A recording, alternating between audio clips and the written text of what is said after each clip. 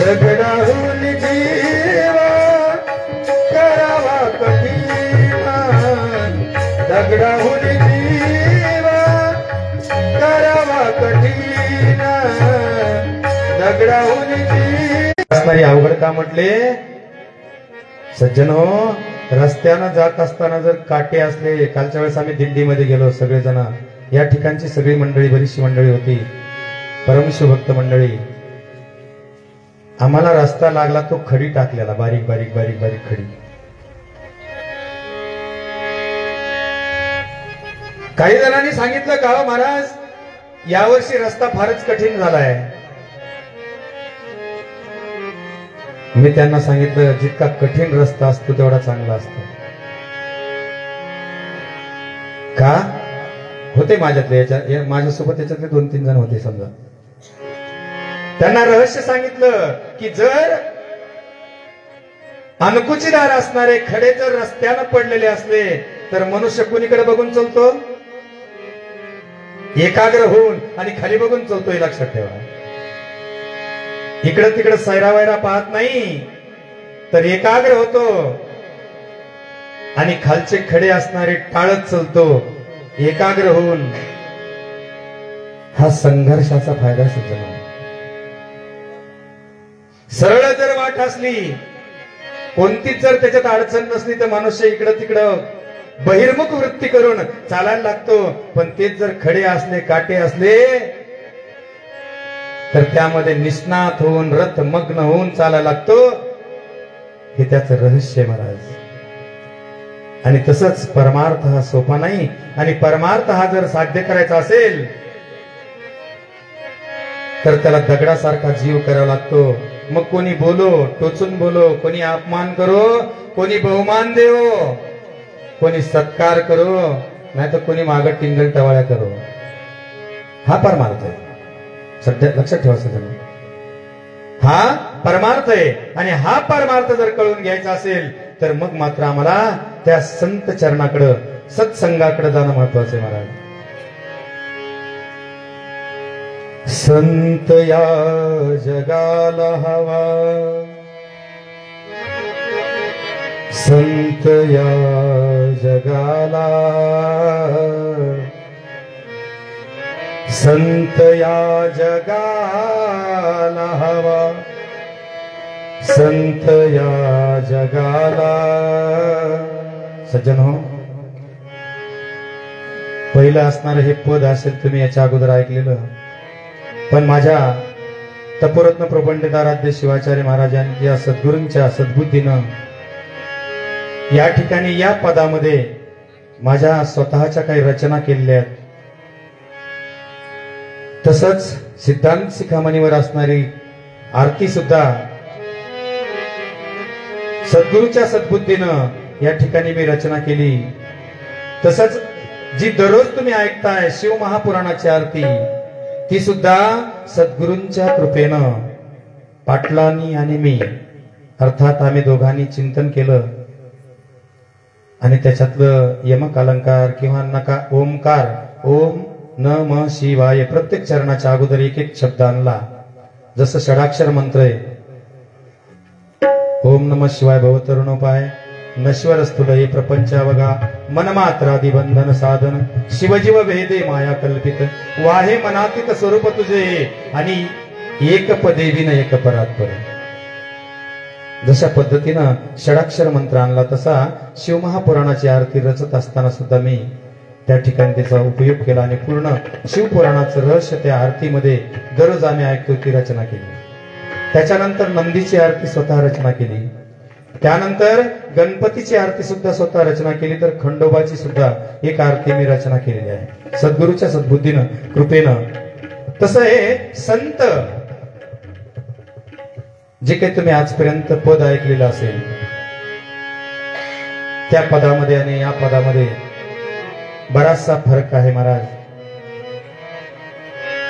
संत या जगाला हवा संत या जगाला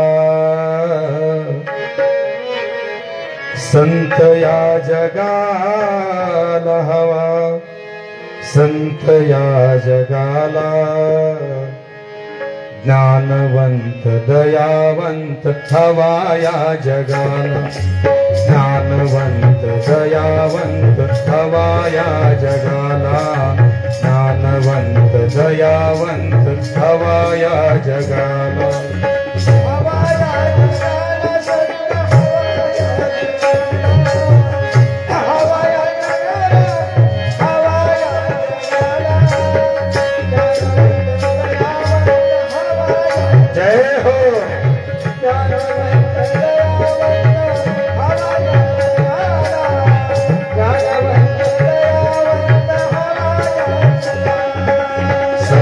या जगाला हवा, संत या जगाला, संत या जगाला हवा, संत या जगाला, ज्ञानवंत दयावंत हवा या जगाला, ज्ञानवंत दयावंत हवा या जगाला, ज्ञानवंत दयावंत हवा या जगाला, संत या जगाला हवा, संत या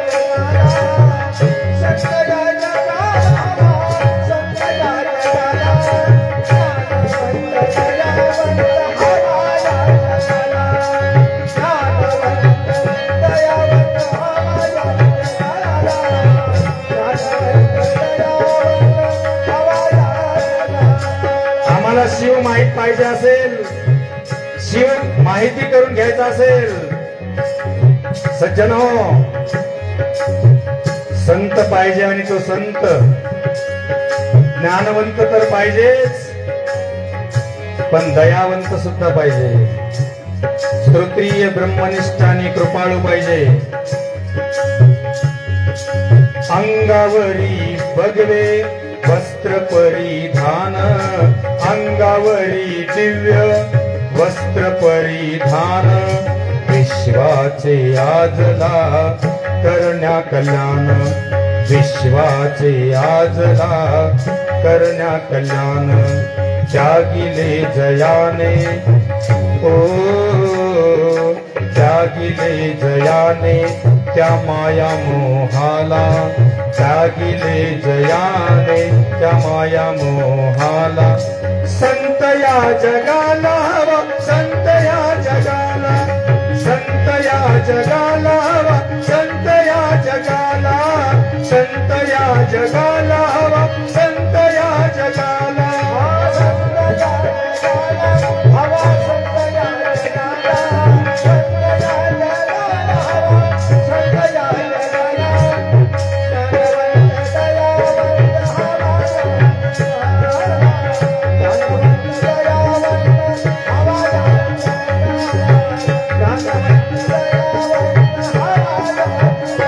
सज्जन हो, त्याची दिव्य काय झालेली असली पाहिजे, अंगावरी दिव्य वस्त्र परिधान, वस्त्र कोणतं आहे, त्या संताची त्या गुरुची, आणि दिव्य काय असली पाहिजे, आणि मनामध्ये विश्वाचं कल्याण करण्याची इच्छा पाहिजे, आणि मायामोह जो आहे त्याचा त्याग त्याने केलेला पाहिजे. सज्जन हो, अष्टवर्ण आणि पंचाचार पूर्ण, अष्टवर्ण आणि पंचाचार पूर्ण, षटस्थलाचे करुणी मंथन, षटस्थलाचे करुणी मंथन, शिव भक्तीचा जानी ओ शिव भक्तीचा जानी प्रसार केला, शिव भक्तीचा जानी प्रसार केला, संत या जगाला हवा, संत या जगाला, संत या जगाला हवा, संत या जगाला, संत या जगाला हवा, संत या जगाला, संत या जगाला हवा, संत या जगाला, संत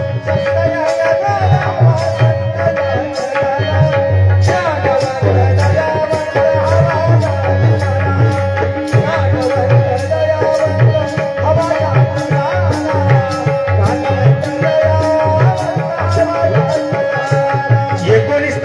त्याला ज्ञान पाहिजे। अष्टावरण, पंचाचार आणि षटस्थल मनातून त्यांनी शिवभक्तीचा प्रसार केला पाहिजे।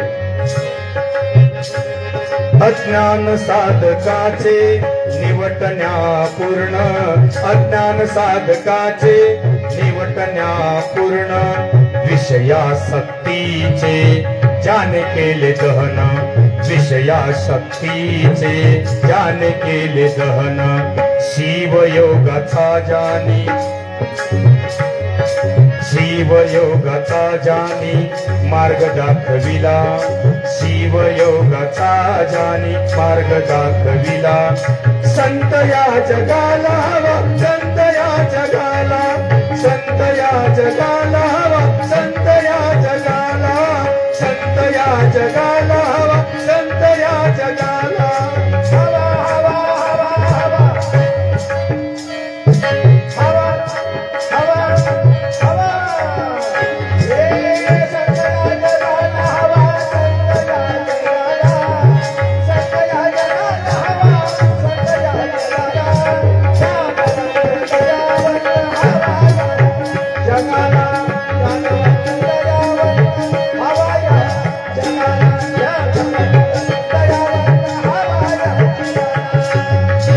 सज्जनो, त्याच्या मनामध्ये असणार सद्भक्तांचा अज्ञान निवटण्याची शक्ती असावी आणि स्वतःच्या विषयासक्तीचं त्याने दहन केलेलं असावं।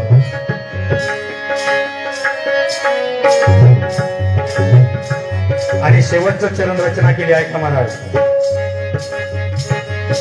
षडविकार धुनी, संत कसा पाहिजे?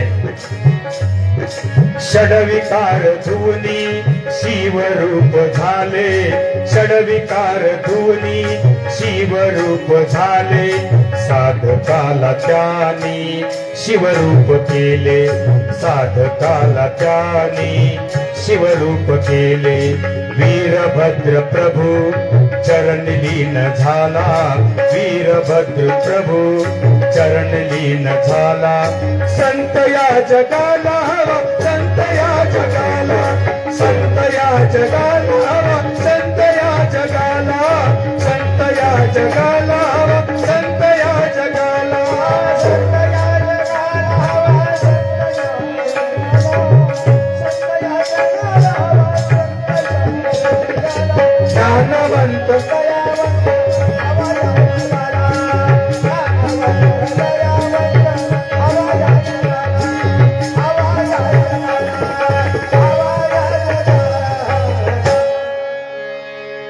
सांगितलं महाराज।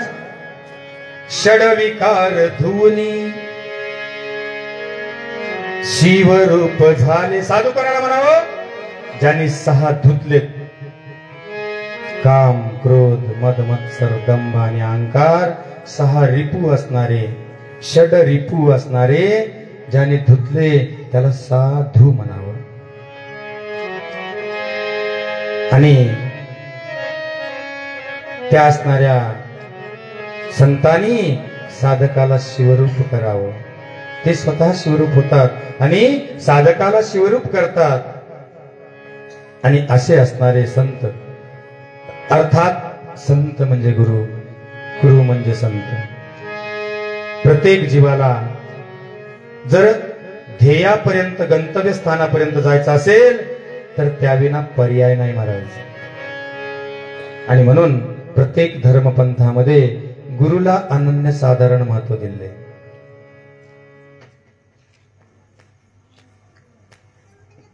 चैतन्यम शाश्वतम शांतम व्योमातीतं निरंजनम नाद बिंदु कलातीतं, नाद बिंदु आणि कला, तस्मै श्री गुरुवे नमः।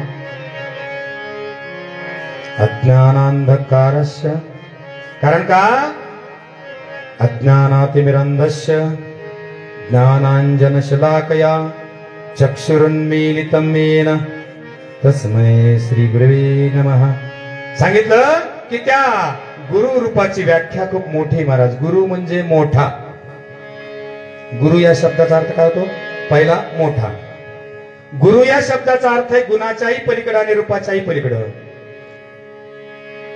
आणि धर्मपंथामध्ये असं सांगितलं की ज्याला गुरु नाही त्याला बाप नाही, ज्याला गुरु नाही त्याला बाप नाही. आणि ज्यांनी गुरु नाही केला, ज्यांनी गुरु नाही केला ते असणार नामदेव महाराजाच्या शब्दात सांगायचं म्हणजे कच्च मडक आहे. ज्यांनी गुरु नाही केला त्यांनी आतापर्यंत जेवढे काही पुण्य कर्म करण्याचा प्रकार केला महाराज, तो जप करा, तप करा, दान करा, धर्म करा, पूजन करा, अर्चन करा, नामस्मरण करा, पारायण करा, अन्नदान करा किंवा कन्यादान करा, सगळं व्यर्थ आहे. कळलं का? का रामदास स्वामींनी सांगितलं दासबोध ग्रंथामध्ये, जननी सेता विटाळ त्या विटाळाचा गाळ, अमंगळ असता सुमंगळ केव्हा होय. दशकामधून सांगितलं की बाबा रे, जन्माच्या नंतर आम्हाला 5 दिवसापर्यंत विटाळ आणि मेल्याच्या नंतर 3 दिवसापर्यंत विटाळ. माझ्या वैष्णव संप्रदायामध्ये 11 किंवा 12वी किंवा 13वी पर्यंत, जन्मल्यानंतर आणि मेल्याच्या नंतर 10वा. मग मला सांगा, जन्मता विटाळ आणि मरता विटाळ असणारा हा देव मूत्र पुरुषोत्तम झालं. पहिल्यानं त्या संत मंडळात त्या निर्माण करणाऱ्याचं पहिल्यानं मी स्वागत करतो, त्याचं अभिनंदन करतो. कमीत कमी पामर जीवांना मार्गाला लावण्याचं तेही काम करायला लागले. पण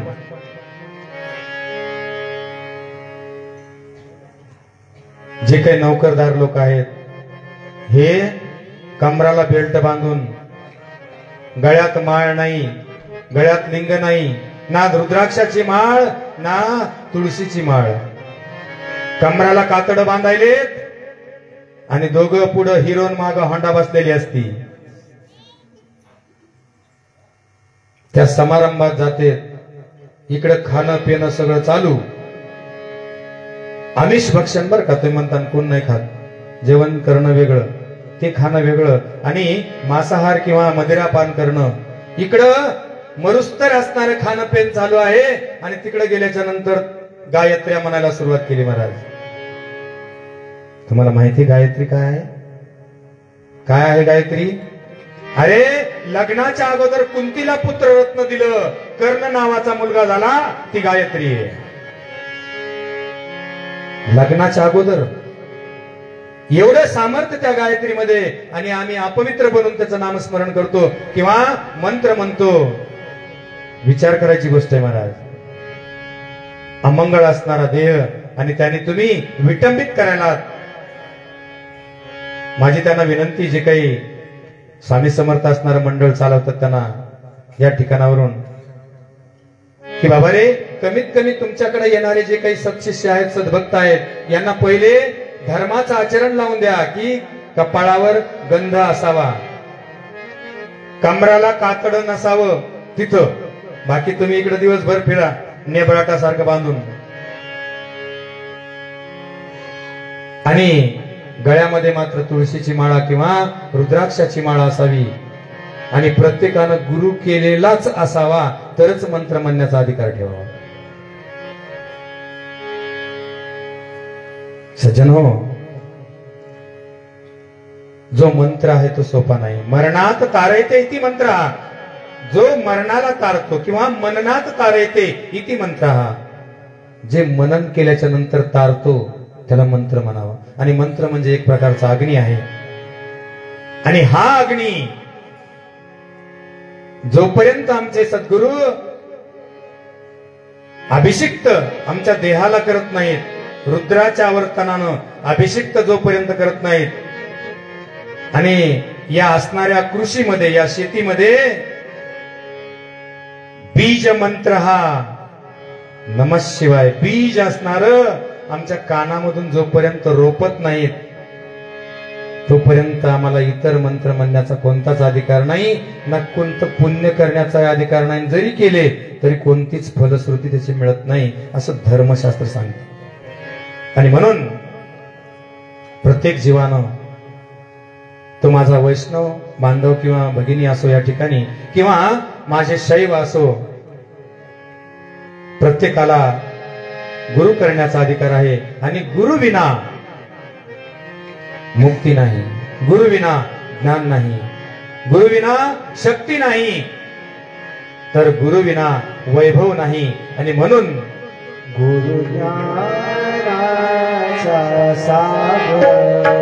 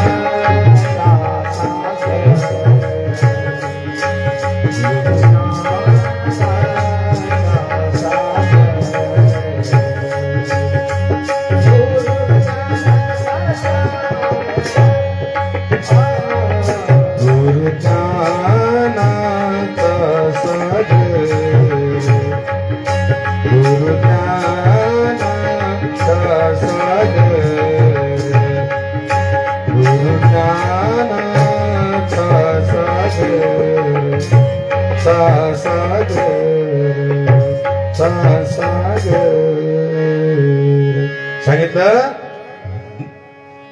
ज्ञान महोदधी, गुरु ज्ञानाचा सागर आहे. आणि गुरुविना ज्ञान प्राप्त होत नाही, आणि गुरुविना मुक्ती नाहीच महाराज. म्हणून सर्व सद्भक्तांनी जे काही पंचक्रोशीतील असणारी अनवधानानं आतापर्यंत राहिलेली जी मंडळी असत, त्यांनी कृपया जसा योग येईल, जसा योग येईल तसा लवकरात लवकर असणार गुरु कृपेला पात्र होण्याचं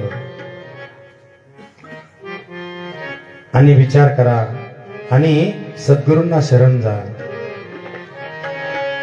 सद्गुरूंना शरण जाऊन त्यांना त्यांच्याकडून असणार जीवनाचं सार्थक होण्याचं साधन घेऊन या महाराज.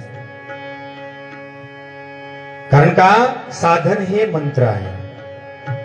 आणि म्हणून साधन हे जर आम्हाला प्राप्त झालं तर आमच्या जीवनाचा असणारा उत्कर्ष कोणीही रोखू शकणार नाही महाराज. जात असताना सद्गुरूंना शरण जा, तरच आम्हाला शिव कळेल आणि तो लिंग कळेल.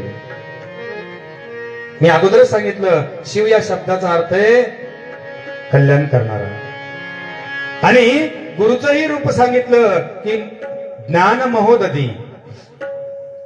ज्ञान म्हणजेच गुरु. अध्यात्म दृष्टिकोनातून अष्टावरण विज्ञान या ग्रंथानं सांगितलं ज्ञान म्हणजे गुरु. आणि असा असणारा गुरु जो आहे तर तो आम्हाला लिंगाची व्याप्ती, लिंगाची माहिती सांगतो. अर्थात लिंग आणि शिव एक रूप आहे महाराज. निर्गुण निराकार असणाऱ्या परब्रह्म तत्वाला, त्या शिवाला लिंग म्हणावं. आणि साकार रूप जे काही आहे त्याला शंकर म्हणावं. जे आम्हाला सांगितलं जातं की बाबा रे, मग आमचा शिव कसा आहे? शिव कसा आहे? जटेमध्ये गंगा, मस्तकावर चंद्रधारण, त्रिपुंडाचा भस्म, कंठामध्ये हलहल, गळ्यामध्ये मुंडमाळा, हातामध्ये त्रिशूळ डमरू, व्याघ्रांबर नेसलेला जटाधारी, आणि ते स्वरूप सांगितल्याबरोबर आमच्या समोर ते रूप प्रगट होतं. त्याला साकार रूप म्हणावं, आणि तो शिव अर्थात शंकर.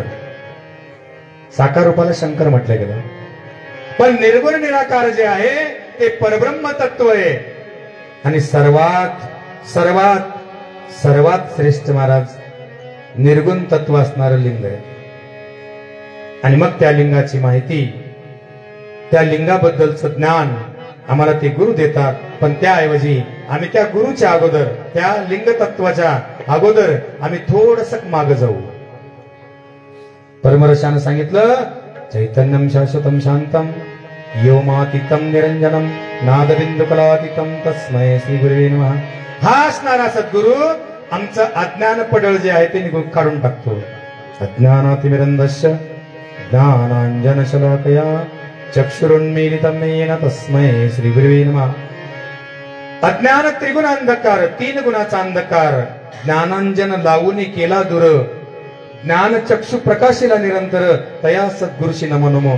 ओवी दिली आम्हाला परमरसामध्ये, आणि अशा परमरसानं जी ओवी दिली, जो सद्गुरु आहे, मग तो सद्गुरु असणारा जो आहे तो ज्ञान आहे. लिंग हे प्राणलिंग आहे, पण ज्या सद्गुरूची, ज्या लिंगाची व्याप्ती आहे ती गुरुकडून होते. लिंगाची व्याप्ती गुरुकडून होते, प्राप्तता, आणि त्या गुरुची प्राप्ती जंगमाकडून होते महाराज. त्या गुरुची प्राप्ती जंगमाकडून होते. आमच्या परमर्शात सरळ सरळ दिलेलं आहे, सरळ. जंगमाचा चिसुकुमार 16वा अध्याय, 16वा परमर्श. जंगमाचा चिसुकुमार तोची गादी पिठाशी आधार, येरा नसे अधिकार म्हणून त्याशी त्यागीचे. बाकीच्यांनी त्याचा त्याग करावा.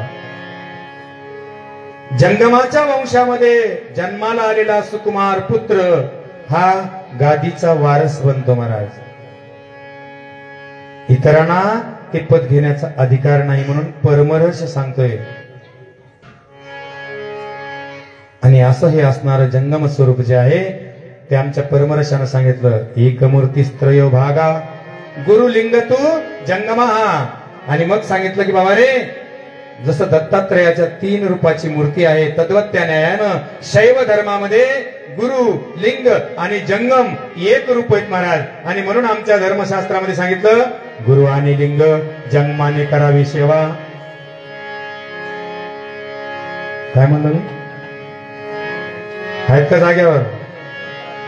गुरु आणि लिंग जंगमाची सेवा देव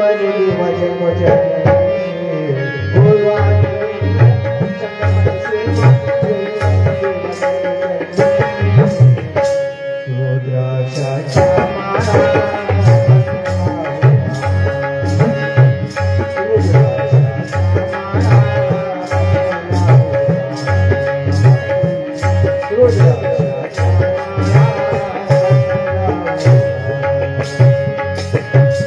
गुरु आणि लिंग जंगमाची सेवा देव जन्म जन्मी.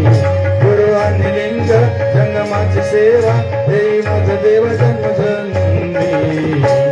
रुद्राक्षाच्या माळा भस्म लावू बाळी, रुद्राक्षाच्या माळा भस्म लावू बाळी, रुद्राक्षाच्या माळा भस्म लावू बाळी.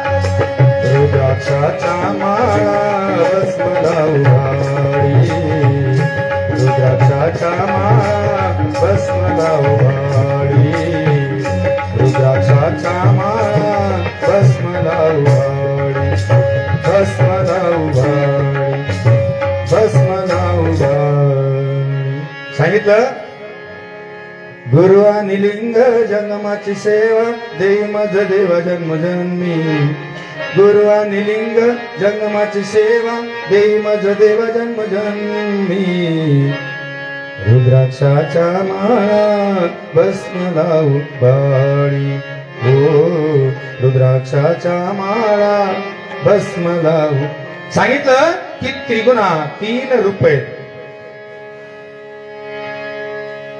एक मूर्तीस्त्रयो भागा गुरुलिंग तू जंगम मग जंगम म्हणायचं कोणाला गुरुची व्याख्या केली आम्ही गुरुची व्याख्या केली मग जंगम नेमकं म्हणायचं कोणाला जर परमपवित्र कुळ आहे ग म्हणजे गमनागमन नसणे आणि म म्हणजे मरण नसणे त्याला जंगम म्हणायचं आणि या जंगमाची व्याख्या करत असताना आमच्या संतांनी आणि त्याची कशी व्याप्ती आहे किंवा त्याचं किती मोठं पद आहे हे एक विशद केलं प्रत्यक्ष जंगम स्वरूप शिवाचे भेद नसे काही ओ प्रत्यक्ष जंगम स्वरूप शिवाचे भेद नसे काही सर्व सोडोनी काय अर्पण सर्व सोडोनी काय अर्पण करीतो लव लाहे प्रत्यक्ष जंगम स्वरूप शिवाचे भेद नसे काही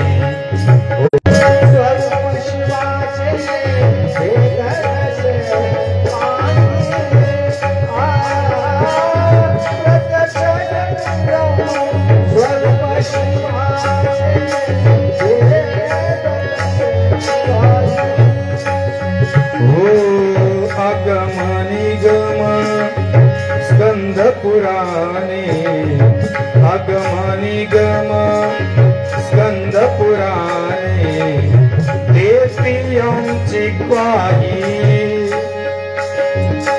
ब्रह्मादिक हे सुरवर विष्णू ब्रह्मादिक हे सुरवर विष्णू भजती नित्य देही प्रत्यक्ष जंगम स्वरूप शिवाचे भेद नसे काही ओ प्रत्यक्ष जंगम स्वरूप शिवाचे भेद नसे काही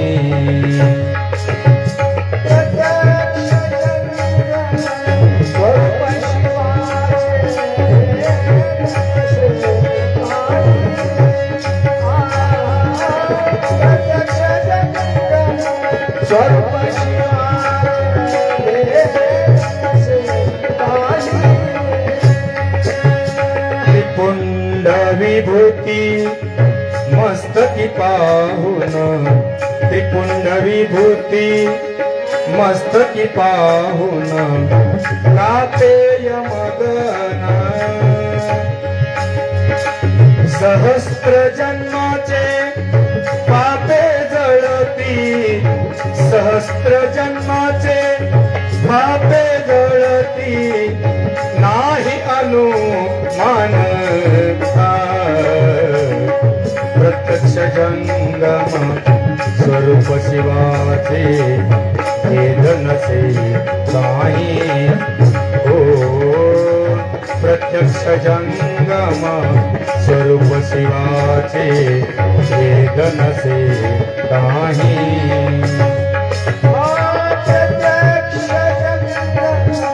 स्वरूप शिवाचे भेद नसे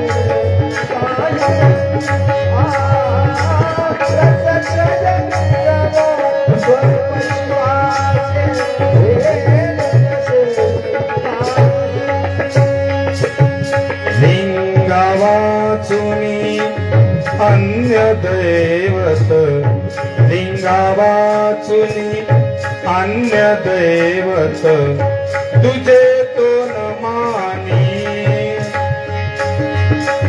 वीर शैवाचे धर्म अनुदिन वीर शैवांचे धर्म अनुदिन नित्य तो सांभाळी प्रत्यक्ष जंगम स्वरूप शिवाचे वेदनसे काही हो प्रत्यक्ष जंगम स्वरूप शिवाचे वेदनसे काही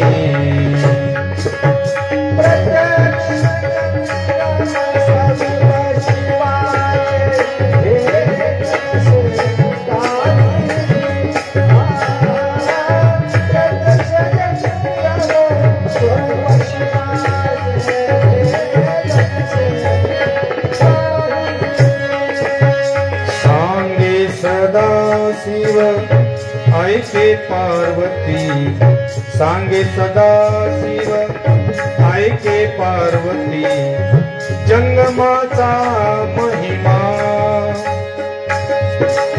अनिक साधन नसेची तुझे अनिक साधन नसेची तुझे द्यावया उपमा प्रत्यक्ष जंगम स्वरूप शिवाचे वेदनसे काही हो प्रत्यक्ष जंगम स्वरूप शिवाचे वेदनसे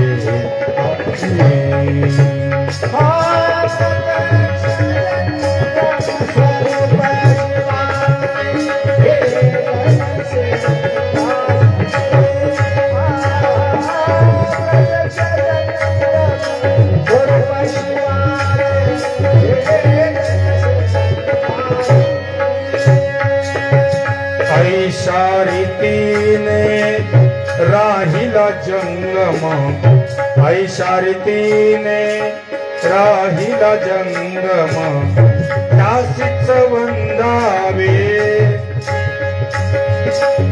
म्हणे सदा शिव ऐशियांचे म्हणे सदा शिव ऐशियांचे नित्य तीर्थ घ्यावे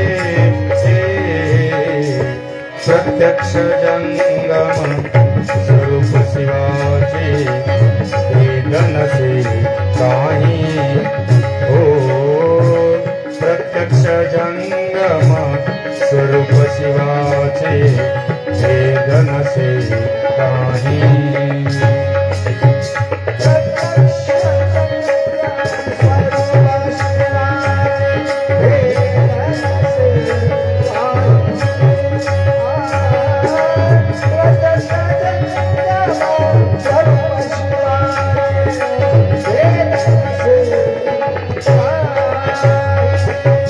सर्व सोडोनी काय अर्पण सर्व सोडोनी काय अर्पण करी तोलव नाही प्रत्यक्ष जंगम स्वरूप शिवाचे वेदनसे काही हो प्रत्यक्ष जंगम स्वरूप शिवाचे वेदनसे काही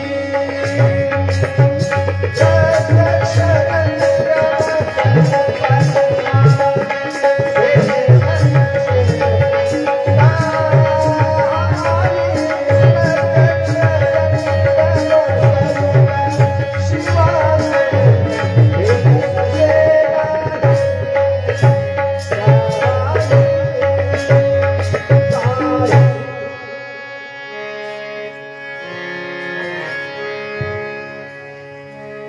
ऐशा रीतीने राहिला जंगम त्यासीच वंदावे मने सदाशिव ऐसी यांचे नित्य तीर्थ घ्यावे प्रत्यक्ष जंगम स्वरूप शिवाचे भेद नसे काही का सर्व सोडोनी काय अर्पण करीतो लवलाही प्रत्यक्ष जंगम स्वरूप शिवाचे भेद नसे काही. आणि म्हणून आमच्या धर्मशास्त्रामध्ये गुरु लिंग आणि जंगम म्हटलं गेलं. आणि लक्षात ठेवा सज्जन हो, पूर्ण ब्रह्मांडामध्ये भगव्याचे अधिकारी दोनच आहेत. भगवत प्रावरण कोणी कोणी करावं? फक्त दोघाच जणांनी. एक जंगम आणि दुसरा गोसावी. आलं लक्षात? शैव धर्मामध्ये जे काही सद्गुरू जंगम रूपातून पीठाधिकारावर बसतात, अर्थात पीठाचार्य बनतात, त्यांना एक अधिकार, जंगमाला एक अधिकार आणि दुसरा अधिकार गोसावीला. आणि म्हणून ब्रह्मांडामध्ये शैव पंथामध्ये दीक्षा जर घ्यायची असेल तर भगव्याच्या अधिकाऱ्याकडून घ्यावी. आणि माझे वैष्णव सांप्रदायिक जे बंधू आहेत, बांधव आहेत, सर्व वर्ण, त्याच्यामध्ये सर्व जातीपाती, पहिल्याना यांचे जे आई वडील किंवा आजोबा पंजोबा जे होते तर त्यांचे गुरु मठातले बाबा होते. मठातले बाबा लक्षात घ्या. कोण होता? गोसावी होता. गोसावी. दुर्दैवानं आज ते गोसावी असणारे त्या गोसावीच्या प्रतिष्ठेनं राहिले नाही.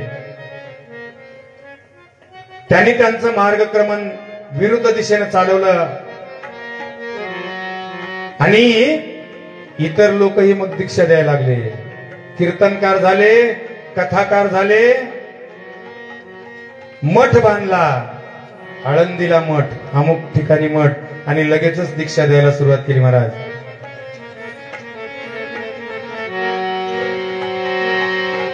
विडंबना नाही कोणाची या ठिकाणी, विडंबना नाही. पण जो काही दानाला अधिकारी आहे, गुरुगीतेमध्ये सांगितलं, 6 षट दर्शन सांगितले. जंगम जोगी संन्यासी, जंगम जोगी संन्यासी, शेवडा, सोपी आणि कैलासवासी. 6च फक्त दानाला पात्र आहेत महाराज, दान देण्याला. त्याच्यामध्ये जंगम नंबर पहिला आहे. आणि म्हणून हा जंगम असल्याशिवाय शैव संप्रदायामध्ये कोणतंच कार्य होत नाही. त्याला घासभर अन्न दिल्याशिवाय आमच्या घरातल्या अन्नाचा कण खाण्याचा अधिकार आम्हाला नाही, हे सिद्धांत शिखामणी सांगतो. मग चाहे कोणतंही अन्नधान्य आमच्या घरात यावं, ते पहिल्यानं गुरु किंवा जंगमाला दिल्याशिवाय आम्हाला खाण्याचा अधिकार नाही. दुसरी गोष्ट, जे काही आमच्या घरचे कार्यक्रम आहेत ते सुद्धा जंगमाशिवाय होत नाहीत. विवाह असो, विवाहादी प्रतिष्ठा असो, गणसंकुल पर्वणी. लक्षात ठेवा सज्जनो, पुन्हा एकदा कान देऊ नाही का? विवाहेषु प्रतिष्ठासु गणसंकुल पर्वणी जंगमेन विना देवी प्रसादो निष्फलो भवेत. सांगितलं त्यांनी, जर समजा आमच्या घरी विवाह, काही एखादा कार्यक्रम, सण वार असेल आणि ते जर जंगमाच्या विरहित होत असेल, त्याचा प्रसाद नसेल तर प्रसादो, घरी बनवलेलं अन्न हे व्यर्थ आहे, निष्फलो भवेत म्हणून सांगितलं. आणि म्हणून असं हे जंगम स्वरूप आहे. जंगम म्हणजे अध्यात्मशास्त्रामध्ये तत्वज्ञान. ज्ञान म्हणजे गुरु आणि तत्वज्ञान म्हणजे जंगम. आणि असा हा जंगम तुम्हाला त्या ठिकाणी गुरु रूपानं पुन्हा येऊन त्या लिंगाचं असणारं ज्ञान प्राप्त करून देतो. पण अशा जंगमाचा जर कोणी अपमान करीत असेल तर परमरसानं एक श्लोक दिलाय महाराज. स्थावरम जंगमम चैव द्विविधम लिंगमुच्यते जंगमावश्य अवमानेन स्थावरम निष्फलम भवेत. सांगितलं अशा या असणाऱ्या स्थावराचा आणि जंगमाचा जर कोणी अपमान करत असेल तर असाही असो, तो जर जंगम आपल्या समोर दिसला तर नुसतं त्याला नमस्कार करा. सज्जन हो, त्याला द्यायचं तर नका देऊ, त्याला दान द्यायचं नका देऊ. 2 रुपये 5 रुपये जे काय आहेत ते द्यायची इच्छा असली तर द्या, नसली तर नका देऊ, काही जरूरत नाही. पण कमीत कमी त्याचा अपमान किंवा त्याला खालीवर बोलण्याचा प्रयत्न करू नका महाराज. कारण का त्याच्यासारखं असणारं दुर्घट आणि महापाप कोणतं नाही. वाटलंच तर त्याचा क्रोध जर आला, राग आला तर तिथून दूर निघून जा महाराज. पण त्याला असणारं विटंबित करण्याचा प्रयत्न करू नका तुम्ही. आणि असा असणारा जंगम गुरु रूपानं ज्या वेळेला प्राप्त होतो, सिंहासनाधीश्वर बनतो, त्यावेळेस शिष्याच्या मस्तकावर अभिषेक करून कानामधून मंत्र बोलतो आणि हातामध्ये इष्टलिंग धारण करून देतो त्याला. आणि मग त्या इष्टलिंगाची माहिती त्याला सांगतो. लय गच्छति यत्रैव जगदीत चराचरम पुन्हा पुन्हा समुत्पत्तिः तम लिंगम ब्रह्म शाश्वतम. सज्जनो, त्या शिवाच्या पूजेशिवाय कोणालाच काहीच मिळालं नाही. ब्रह्मांडामध्ये कोणालाच काहीच मिळालं नाही महाराज. आणि म्हणून सांगितलं गुरुर ब्रह्मा गुरुर विष्णू गुरुर महेश्वरा. सांगितलं का नाही, गुरुर देवो विशेष आहे. तिथं देव टाकलं महाराज. गुरुरूपी ब्रह्मा गुरुरूपी विष्णू, पण गुरुरूपी असून सुद्धा देव असलेला, गुरुचाही देव, गुरुर देवो महेश्वरा. आणि म्हणून भगवान शिव हा ब्रह्मांडामध्ये निराकार परब्रह्मरूप असलेला सर्वात श्रेष्ठ महाराज. कारण का त्याची पूजा केल्याशिवाय, त्याचं आराधन केल्याशिवाय कोणालाच काही मिळालं नाही. संक्षिप्त रूपानं मी तुम्हाला प्रत्येक वेळेला इथं सांगितलं, तरी पण धावत्या गतीनं सांगण्याचा प्रयत्न करतो. पहिल्यानं पाहायला जर गेलं ब्रह्मांडामध्ये बघा, माझ्या विष्णूच्या अवताराला शिवाचं पूजन केल्याशिवाय यश मिळालं नाही, सुदर्शन चक्र मिळालं नाही, पितांबर मिळाला नाही, वैकुंठ मिळालं नाही, आणि नारायण अवस्था मिळाली नाही. आपुले रूप झाकून शंकराने काय केलं, आपुले रूप झाकून विष्णूत केले विलीन, तेने नारायण तेज पुंज झाला. आणि आपलं स्वरूप असणार भगवान शिवानं विष्णूला दिलं का, विष्णू परमात्मानं 1000 कमळ शंकराला व्हायचा प्रयत्न केला. आणि त्या 1000 कमळामध्ये 1 कमळ शंकराने गायब केलं होतं, याची परीक्षा बघण्यासाठी विष्णूची. आणि त्याचा पुरावा जर तुम्हाला पाहिजे असेल तर शिवमहिम्न नावाच्या स्तोत्रामध्ये श्लोक दिलेला आहे. हरिस्ते सहस्त्रम कमलबलिमादाय पदयो यदेस्तोनेस्तस्मिन् पुरहरमुज नेत्र कमलम. सांगितलं की विष्णू परमात्माने 1000 कमळ व्हायचा प्रयत्न केला, 1 कमळ कमी पडलं म्हणून डोळा काढला आणि विष्णूनं व्हायला शंकराला, शिवाला. त्या शंकर प्रगट झाले आणि परत त्याची दिव्य दृष्टी केली, अर्थात डोळा दिला, आणि म्हणून त्याला कमलनयन म्हणतात विष्णूला. आणि तिथंच त्यांनी सुदर्शन नावाचं अस्त्र आपल्या अंगठ्यापासून, पायाच्या अंगठ्यापासून शंकराने निर्माण करून विष्णू परमात्माला दिलं, आपलं रूप दिलं, वैकुंठ दिला.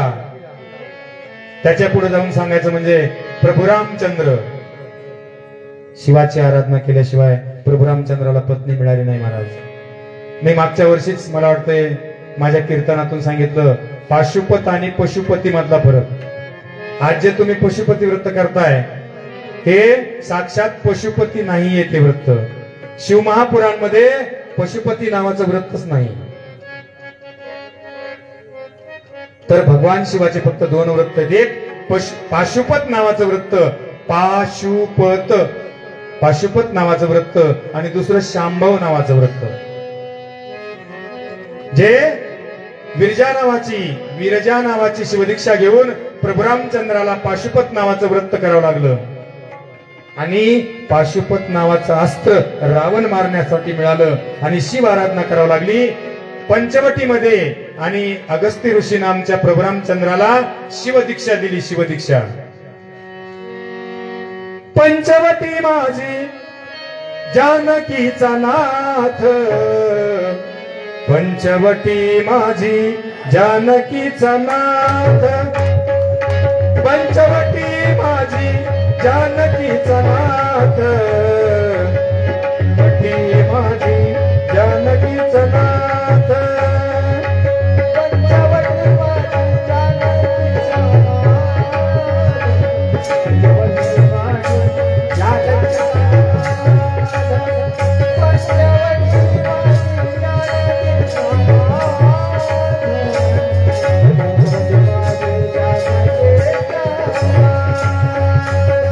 पंचवटी माझी जानकीचा नाथ, शिवदीक्षा व्रत आरंभिले.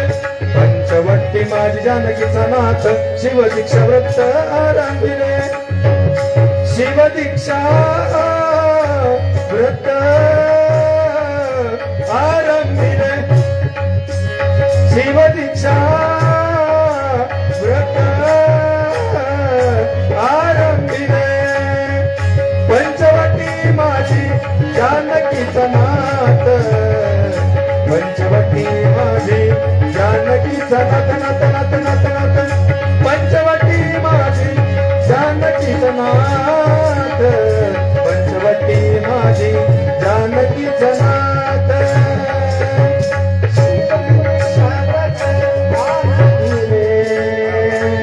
वाह.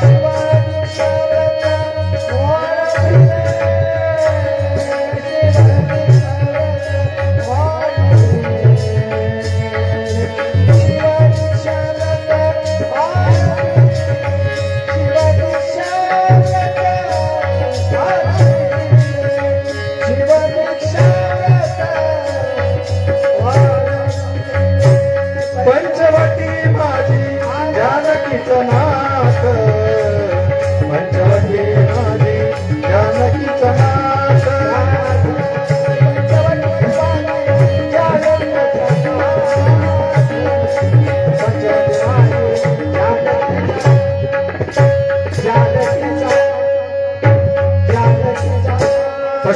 पाशुपत नावाचं व्रत माझ्या प्रभू रामचंद्राने केलं. पांढरच वस्त्र परिधान केलं, पांढरच भस्म लावलं, पांढऱ्या फुलाच्या हारा किंवा पांढरच जानव धारण केलं. शिव महापंचाक्षरी मंत्राचा उपदेश अगस्ती महर्षींनी प्रभू रामचंद्राला दिला.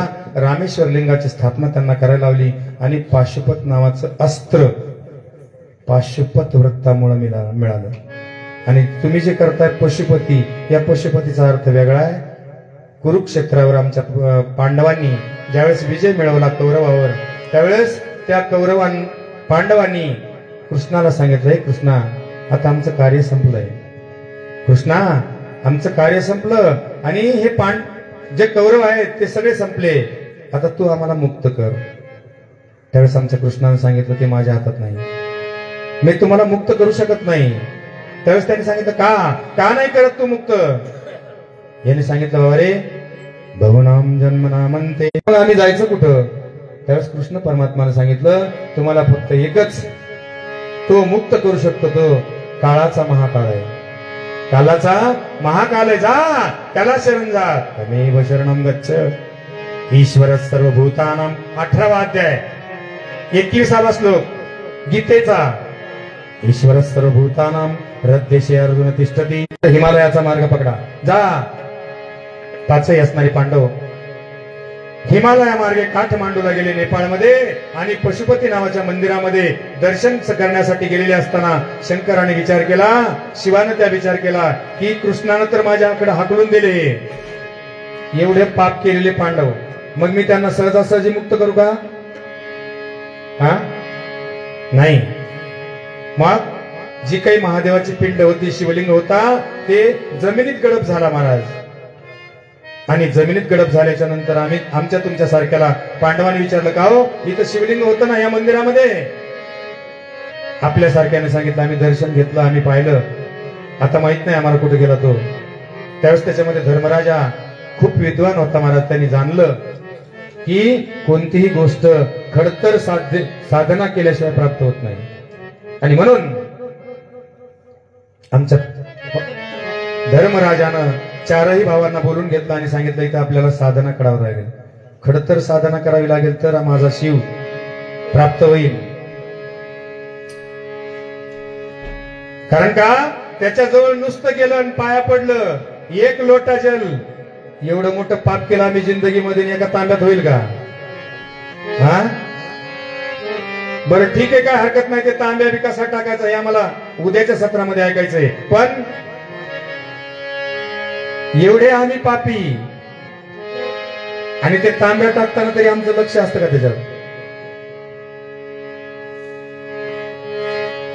सांगायचं तात्पर्य महाराज त्याला शरण जावं लागेल. त्याला त्याची खडतर साधना करावी लागेल. नुसती वरपांगी भक्ती दांभिक प्रवृत्ती नका करू. तुम्हाला जर खरंच तुमचं इष्ट किंवा तुमचं इप्सित मनाची साधा कल्पना जी आशा मनुष्यात तृष्णा आहे ती जर खरोखर परिपूर्ण करायची असेल तर सगळं समर्पित व्हा महाराज. वरपांगी वृत्ती नका ठेवू. कारण का ना इधर का ना उधर का. मी एकच सांगितलं कालच एक तर कट्टर दुश्मन बना किंवा परम भक्त बना. अर्धवट नका बनू. आणि त्याला शरण जा. हे पांडव गेले आणि अनुक्रमे खडतर तपश्चर्या केल्याच्या नंतर ती शिवलिंग पिंड वर आली. 5 पांडवाच्या रूपानं त्या शिवलिंगाच्या शाळुंकीला 5 मुंडके तयार झाले. पशुपतीमध्ये बघा काठमांडूला बघा शिवलिंगाला 5 मुंडके तयार झाले. आणि मग प्रसन्न होऊन आमच्या पांडवांना भगवान शिवानं असणार उद्धरून नेलं. ते पशुपती गोत्रजांची हत्या केल्याच्या नंतर पाप आमचं नष्ट करायचं असेल तर पशुपती. आणि आम्हाला पत्नी ऐश्वर्य राज्य सिंहासन पुत्र सगळं जर मिळवायचं असेल तर पाशुपत नावाचं व्रत ध्यानात ठेवा. सगळं महिला मंडळ आमचे ज्या काही बहिणी मातृवर्ग बसलेले त्यांनी लक्षात ठेवा. परत एकदा ज्या काही पाहुण्या मंडळी आल्या होत्या म्हणून विस्तृत करून तुम्हाला सांगितलं. आणि असंही असणारं पाशुपत नावाचं व्रत करावं लागलं आमच्या प्रभू रामचंद्राला. रामे रामेश्वर आरंभी स्थापिला दशकंठ वदिला शिववरदे. शंकराच्या वरदानानं त्याच्या पुढे जाऊन सांगायचं म्हणजे कृष्णाला संतती होत नव्हती महाराज. कृष्णाला आमच्या उपमन्यू ऋषीनं शिवभक्तीचं ज्ञान माझ्या कृष्णाला दिलं आणि शिव पंचाक्षरी महामंत्राची शांभवी नावाची शिवदीक्षा दिली. आणि शांभव नावाचं व्रत आता हे पाशुपत निघालं. काही दिवसाच्या नंतर एखादा महात्मा निघाला तो शांभव व्रत तुम्हाला सांगेल जगाला सगळ्या. जसं आमच्या परम पूज्य असलेले प्रदीपजी मिश्रा आणि ह्यांनी आम्हाला पाशुपत अर्थात त्यांच्या हिशोबानं पशुपती म्हणतात त्याला ते पशुपती व्रत सांगितलं. पण बाकी एखादा महात्मा निघेल आणि शांभव व्रत सांगेल. आणि असंही शांभव व्रत आमच्या कृष्ण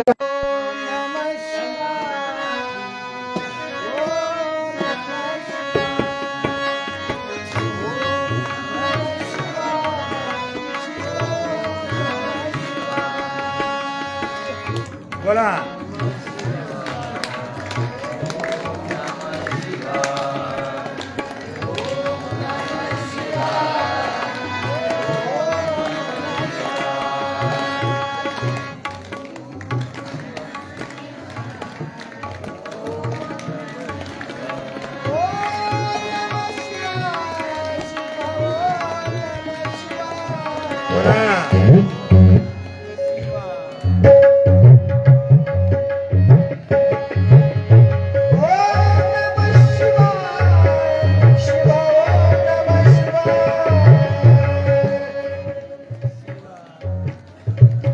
याला का जीव. ओम नमः शिवाय शिवाय ओम नमः शिवाय ओम नमः शिवाय शिवाय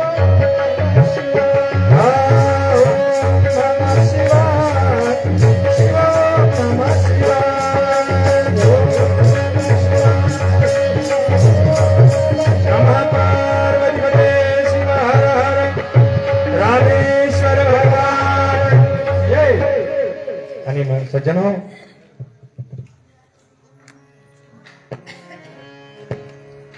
कृष्णाला आमच्या शांभव नावाचं व्रत केल्याच्या नंतर कृष्णेश्वर नावाचं शिवलिंग स्थापन करावं लागलं आणि मग जांबुवंतीच्या पोटी पहिला मुलगा सांब नावाचा झाला.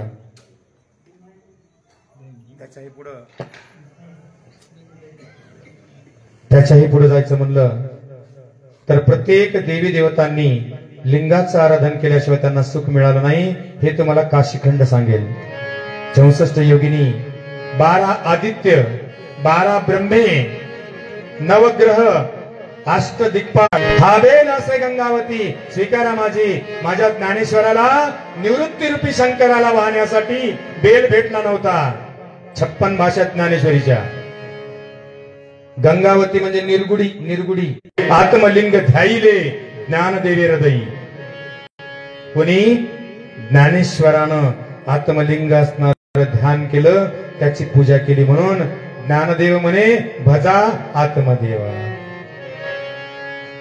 एवढंच नव्हे, माझ्या ज्ञानेश्वरानं आपल्या पसायदानमध्ये शेवटला सांगितलं, येथ म्हणे श्री विश्वेश्वरा हो.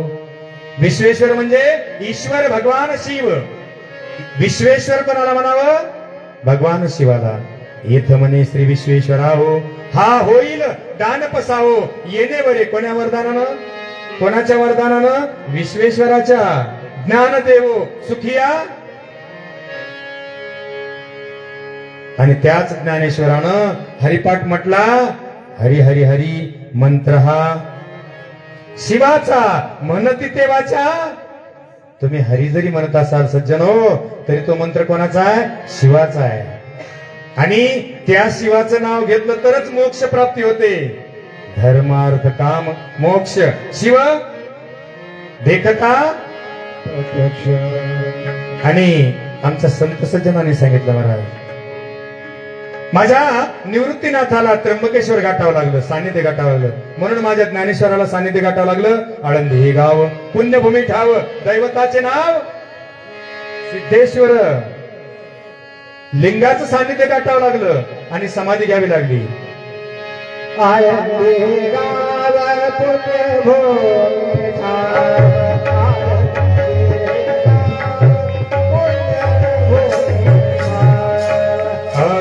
हे गाव पुण्यभूमी ठाव, आळंदी हे गाव पुण्यभूमी ठाव.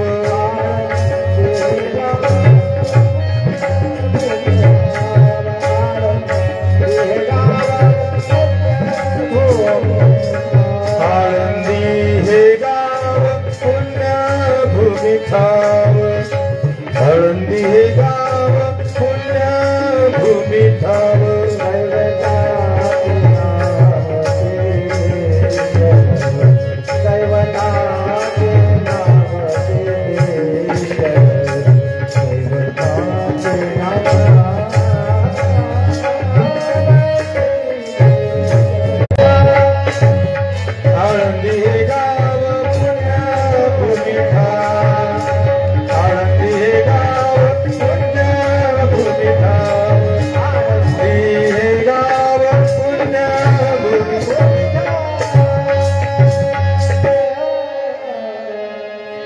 दैवताचे नाव सिद्धेश्वर, दैवताचे नाव सिद्धेश्वर, दैवताचे नाव सिद्धेश्वर. आळंदी हे गाव पुण्यभूमी ठाव. सांगितलं सज्जन हो, त्या सिद्धेश्वराचं सान्निध्य माझ्या ज्ञानेश्वराला गाठावं लागलं. त्याच्या पुढे जाऊन सांगायचं म्हणजे आमच्या निवृत्तीनाथाला त्र्यंबकेश्वर गाठावं लागलं. माझ्या कच्च तात्रय अवतार जो आहे, नवनाथ ग्रंथ सगळा हाताळा महाराज सज्जनो. प्रत्येक नवनाथाला बद्री केदाराला जावं लागलं आणि बद्री केदाराला भेटल्याशिवाय, शिवानं प्रगट करून आशीर्वाद दिल्याशिवाय शाबरी विद्या फलित झाली नाही. आणि दत्तात्रयाने प्रत्येक नवनाथाला कवी नारायण, हरिनारायण, अंतरिक्ष नारायण, आविर्होत्र, द्रुमिल, चमस, पिप्पलायन वगैरे वगैरे असणारे नारायण बघा नवनाथ ग्रंथामध्ये अनुक्रमे गोरक्ष मच्छिंद्र जालिंदर गोरख वगैरे वगैरे आहेत यांना बद्री केदारला न्यावं लागलं। लिंग आमुचे आमुचे शिवन लिंग आमुचे आमुचे शिवन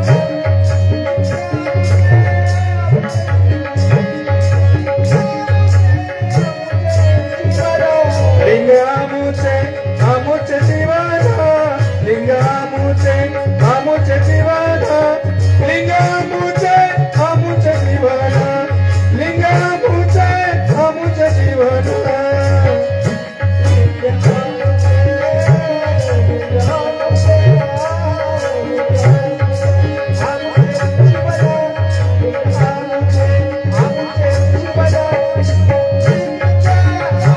जय हो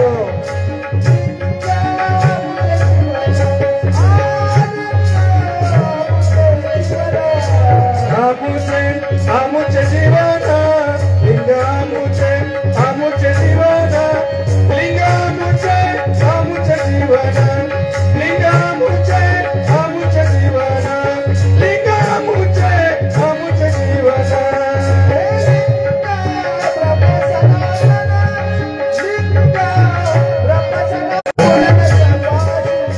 लिंग पूजन सर्वासी लिंग पूजन सर्वासी लिंग पूजन सर्वासी लिंग पूजन सर्वासी लिंग पूजन सर्वासी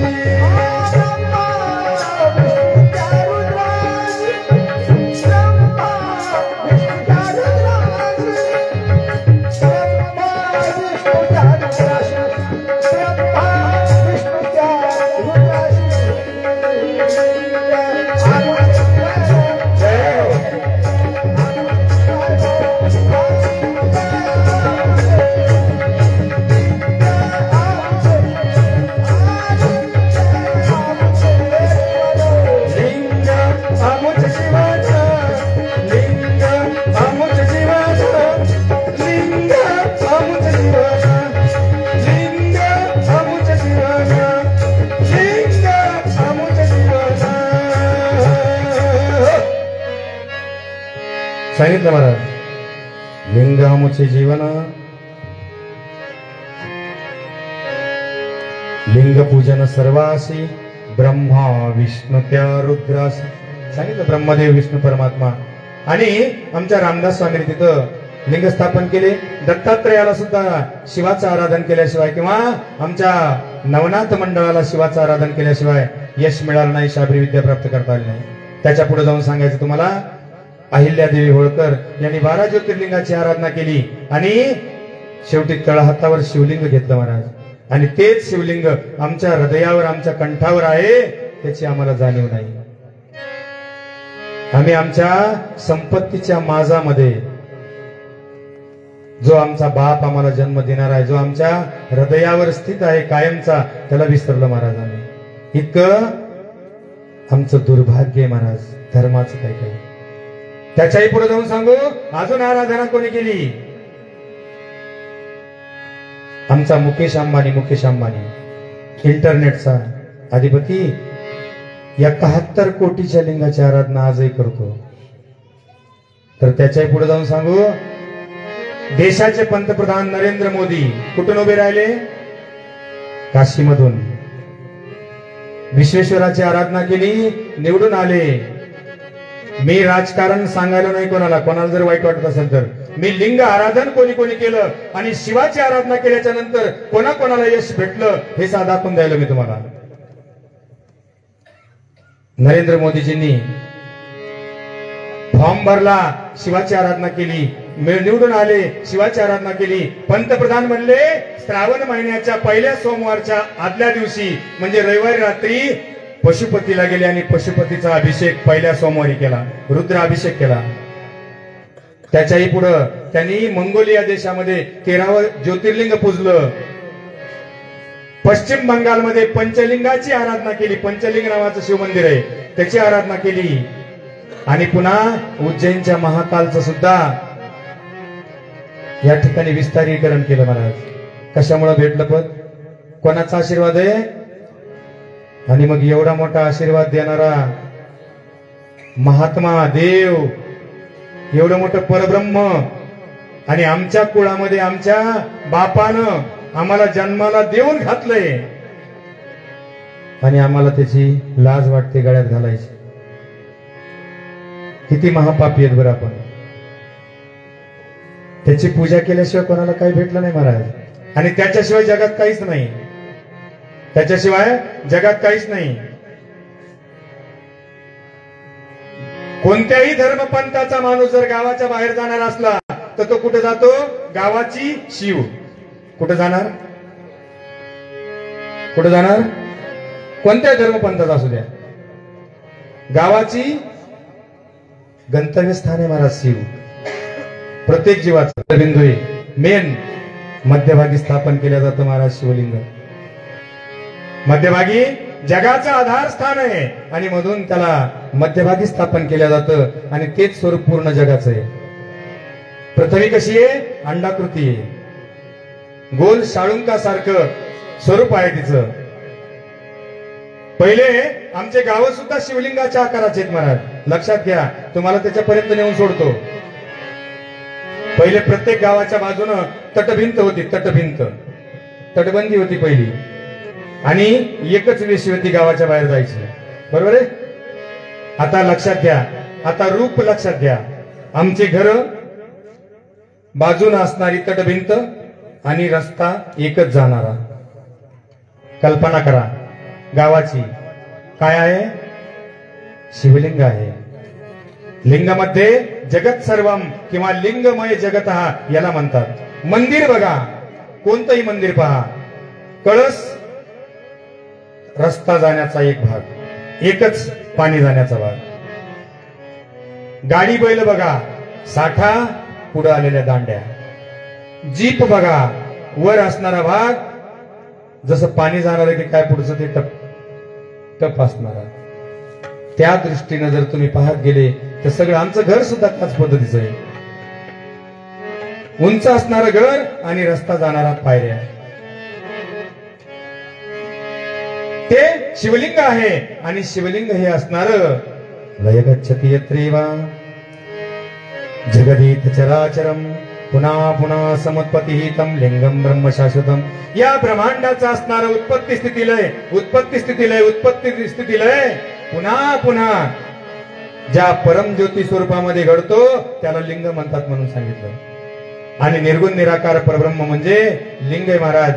आणि म्हणून इथं जेवढ्या काय माझ्या भगिनी आलेल्या असतील त्यांना त्या लिंगाची शपथ आहे, त्या महादेवाची शपथ आहे. ज्यांच्या गळ्यात आजपर्यंत गळ्यात लिंग घातलेलं नाही, श्रीमंतीच्या जोरावर त्यांनी घालण्याचा प्रयत्न करा. तुमच्या कुळामध्ये आलेले.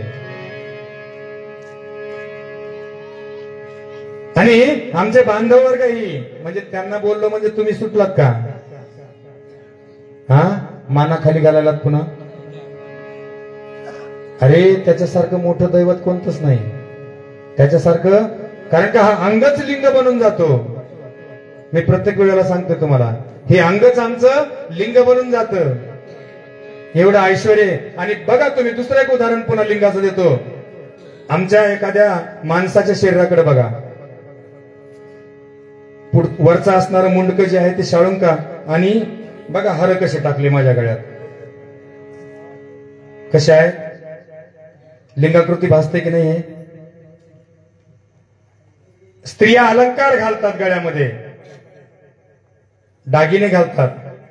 हे असणारं शिरकमळ म्हणजे शाळुंका आणि बाजून आलेली पिंड.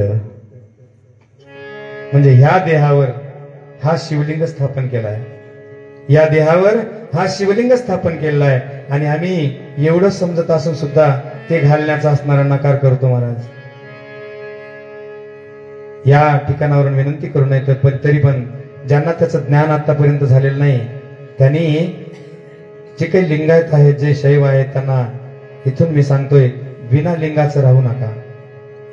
कारण का ज्यांच्या भाग्यामध्ये नव्हतं त्यांना तिथपर्यंत पळावं लागलं.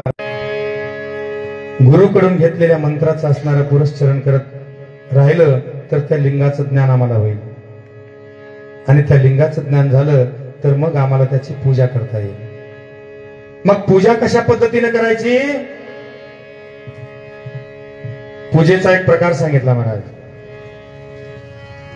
ज्यावेळेस आम्ही पाशुपत नावाचं व्रत करतो किंवा तुम्ही पशुपती म्हणताय त्याला, पाशुपत नावाचं व्रत करतो त्या दिवशी त्या स्त्रीनं सकाळी अरुणोदयी उठावं. बघा ना म्हाताऱ्या बायाला कसं हसू आलं.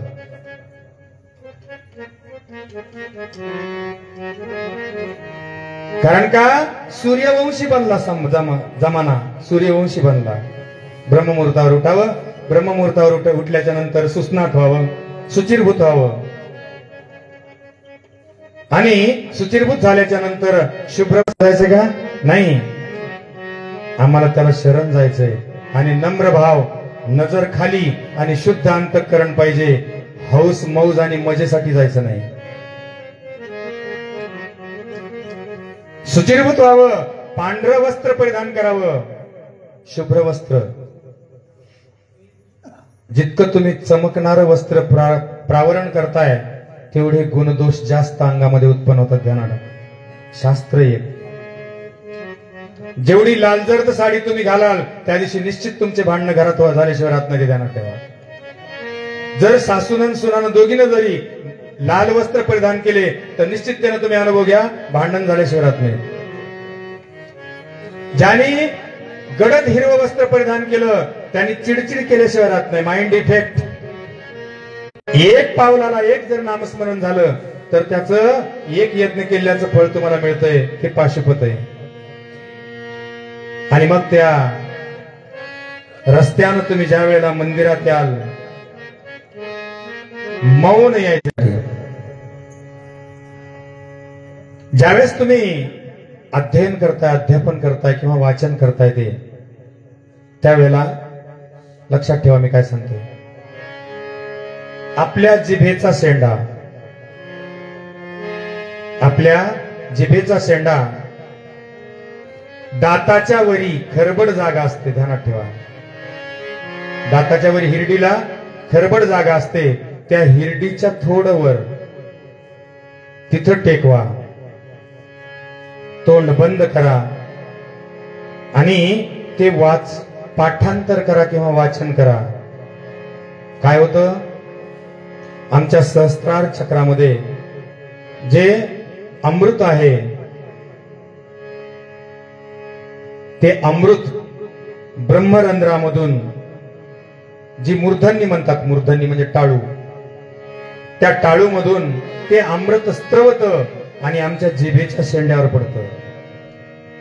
आणि ज्यावेळेस जिभेच्या शेंड्यावर पडलं त्यावेळेस आम्ही केलेलं पाठांतर झटपट लक्षात राहतं आणि अविस्मरणीय राहतं. नमः पार्वतीपते शिव हर हर महादेव. अनुभव घेऊन महाराज तद्वत त्या न्यायानं आम्ही त्याचं नामस्मरण करायचं. तोंड बंद करायचं. पाटील आणि रामेश्वर मंदिरात बसलेत आणि पूजा करायलेत, ध्यानमग्न झालेत. आणि ध्यानमग्न झालेले असताना आम्ही तिकडून आलो आणि बडबड बडबड बडबड करायला लागलो. त्यावेळेस देव काय म्हणतो, बस एक बार आजा शिवराज की शरण में, बस एक बार आजा.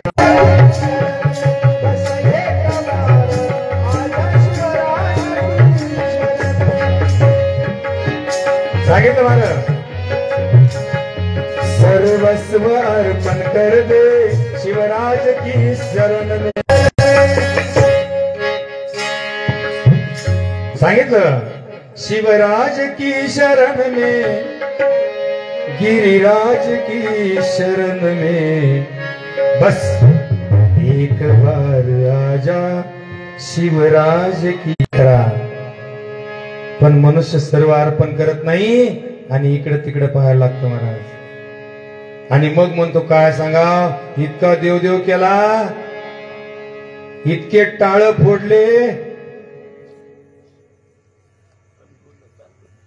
पण देव प्राप्त झाला नाही. अरे नुसते टाळ फोडल्यानं नाही देव प्राप्त होत. त्याला मनाचं मनपण असणार ईश्वराच्या अधीन करावं लागतं. आदत बुरी सुधार लो, बस हो गया भजन। आदत बुरी सुधार लो, बस हो गया भजन। दृष्टि में तेरे दोष है, दुनिया निहारते। सज्जनो, आम्ही जर देवदेव करायला लागलो, फटका को मन से त्याग दो, मीठे वचन कहो। कटुता को मन से त्याग दो, मीठे वचन कहो।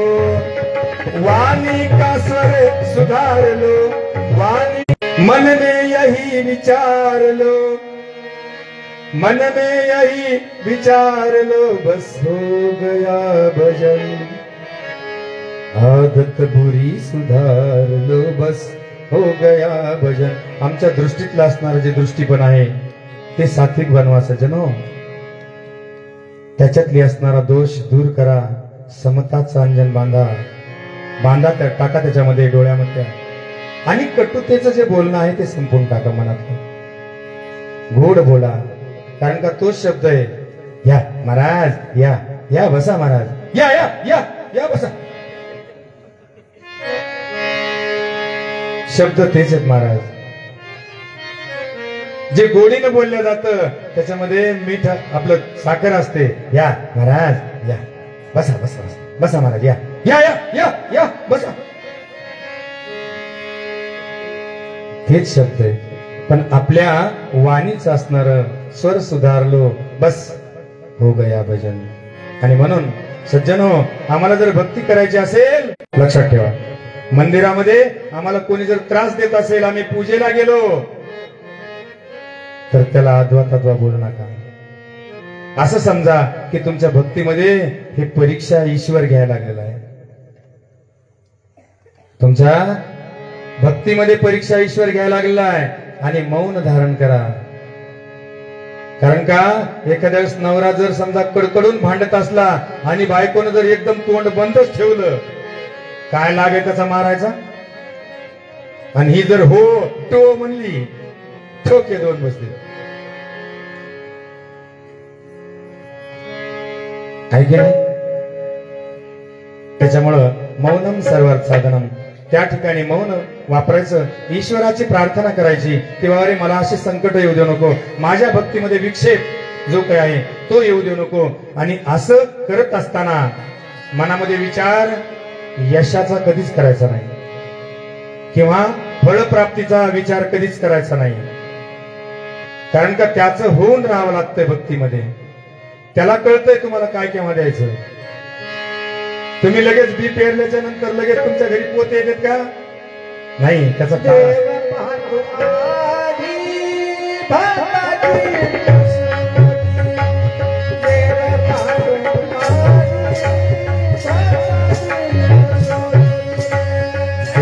पाहे आधी भक्ताची कसोटी, देव पाहे आधी भक्ताची कसोटी।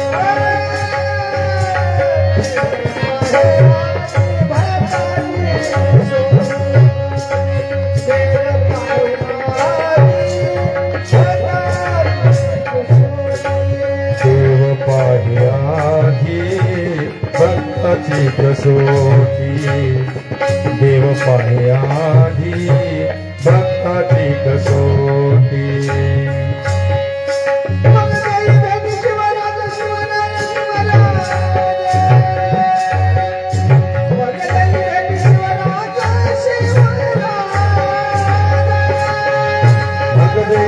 शिवराज शिवराज शिवराज,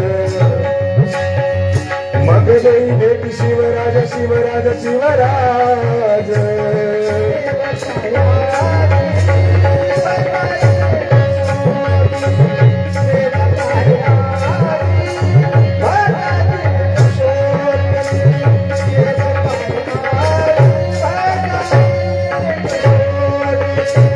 देव पाहे आधी भक्ताची कसोटी, देव पाहे आधी भक्ताची कसोटी, देव पाहे आधी सांगितलं महाराज, देव पाहे आधी भक्ताची कसोटी, मग देई भेटी शिवराज. पहिल्याला परीक्षा घेतल्या जाते आणि त्या परीक्षेमध्ये आम्ही पास झालो पाहिजे. फळाचा विचार नाही करायचा, कर्मफलाचा कधी विचार नाही करायचा. भक्ती करत राहायचं आणि भक्ती जर तुम्ही ओथंबून भक्ती करत राहाल तर लवकरच ईश्वराला फळ द्यावं लागते. पण आम्ही ते फळ मागण्याच्या ऐवजी आम्ही दुसरीकडे आदवा फिरत राहतो. मनाची असणारी भूतमत अवस्था होते, भेटल की नाही, होईल की नाही, आमचं काम होईल की नाही, मला यश मिळेल की नाही, मला राज्य मिळेल की नाही, माझं दुखणं राहील की नाही, माझी बिमारी राहील की नाही. संभाले हर तेरी मुश्किल में क्यों भटकता है जहां में, शिव तो तेरे दिल में है. क्यों भटकता है जहां में, शिव तो तेरे दिल में है.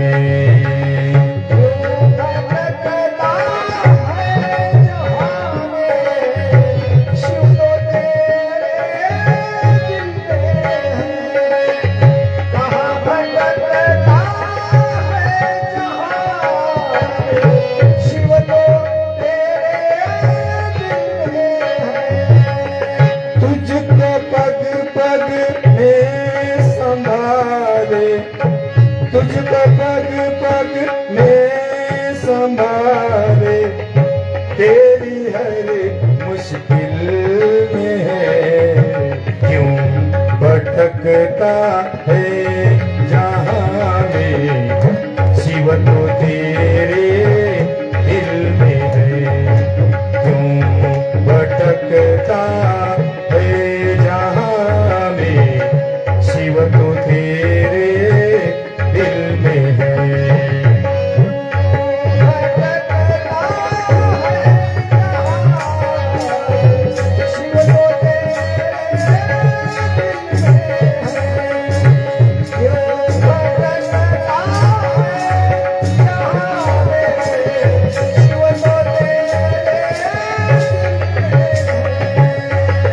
उसके ही रहमो करम से चलता सारा कारभार.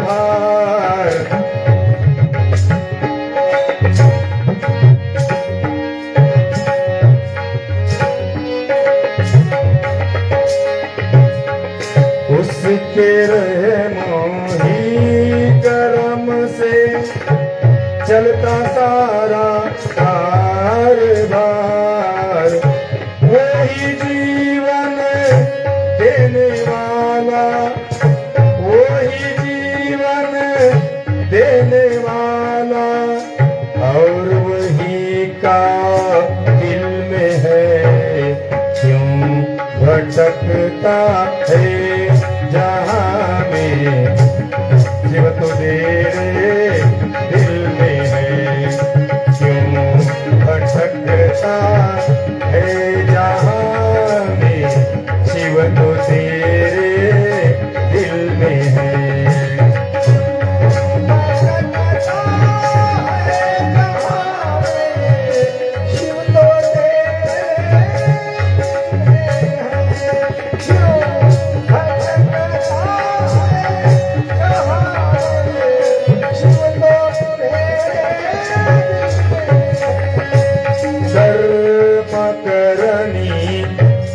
के हरदम सोच कर मत हो उदास. सज्जनो, आम्ही कर्म करत असताना त्या कर्मामध्ये मन लावा. दृढ भक्तीने असणारा भक्कर्म करा.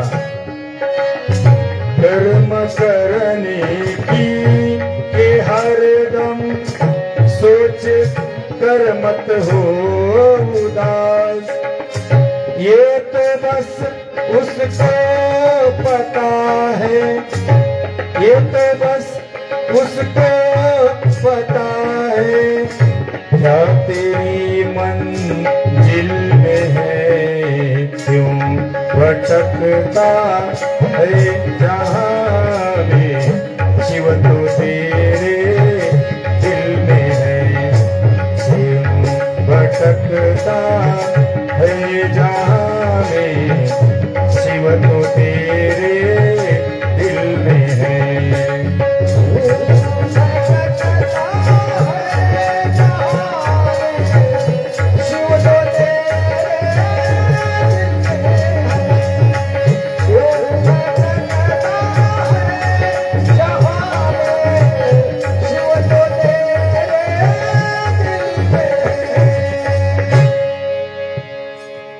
तेज नहरे और भंवर है जिंदगी की राह में, उसकी रहमत है कि बंदे शिव अभी साहिल में है, क्यों भटकता है जहाँ में, शिव तो तेरे दिल में है। आणि म्हणून त्याला असणारं मनामध्ये धारण करा, त्याची भक्ती करा आणि भक्ती करून त्या असणाऱ्या शिवलिंगाचं पूजन करा। कसं करायचं शिवलिंगाचं पूजन? आमचं जे शिवलिंग आहे त्या शिवलिंगाचं पूजन करत असताना जी शाळुंक आहे तो भगवान शिव आहे, त्या शाळुंकेमध्ये शाळुंकेच्या वर असणारी गंगा आहे,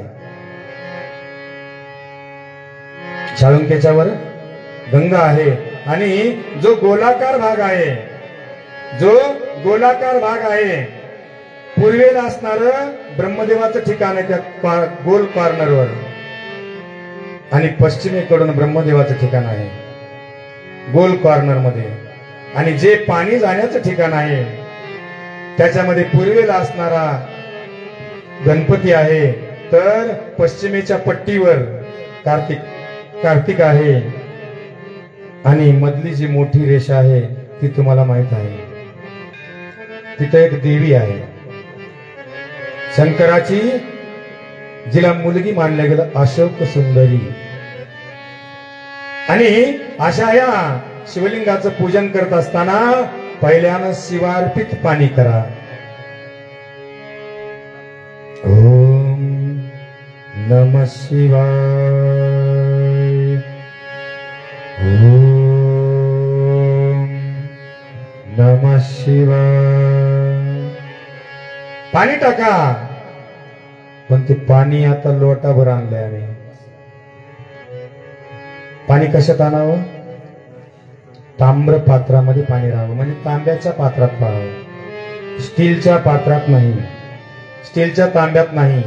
लक्षात ठेवा, स्टीलचा तांब्या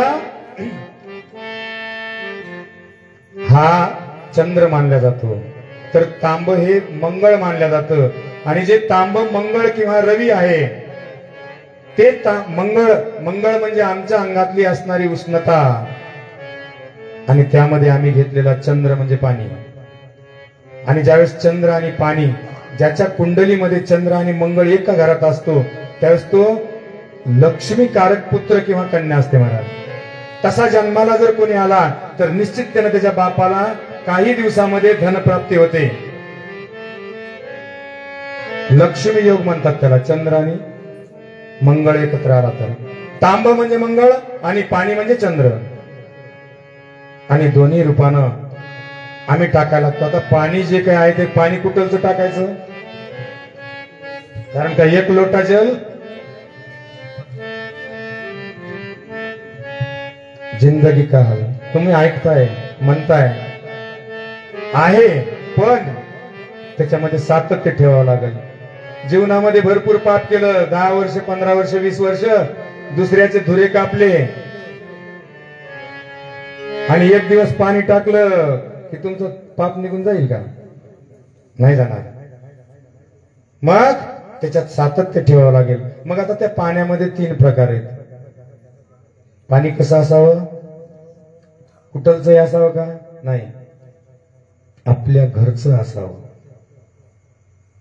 आपल्या घरच्या, शक्यतो 99% घरचं असावं. पहिले पाण्याचे प्रकार सांगतो. एक सर्वात श्रेष्ठ पाणी असणार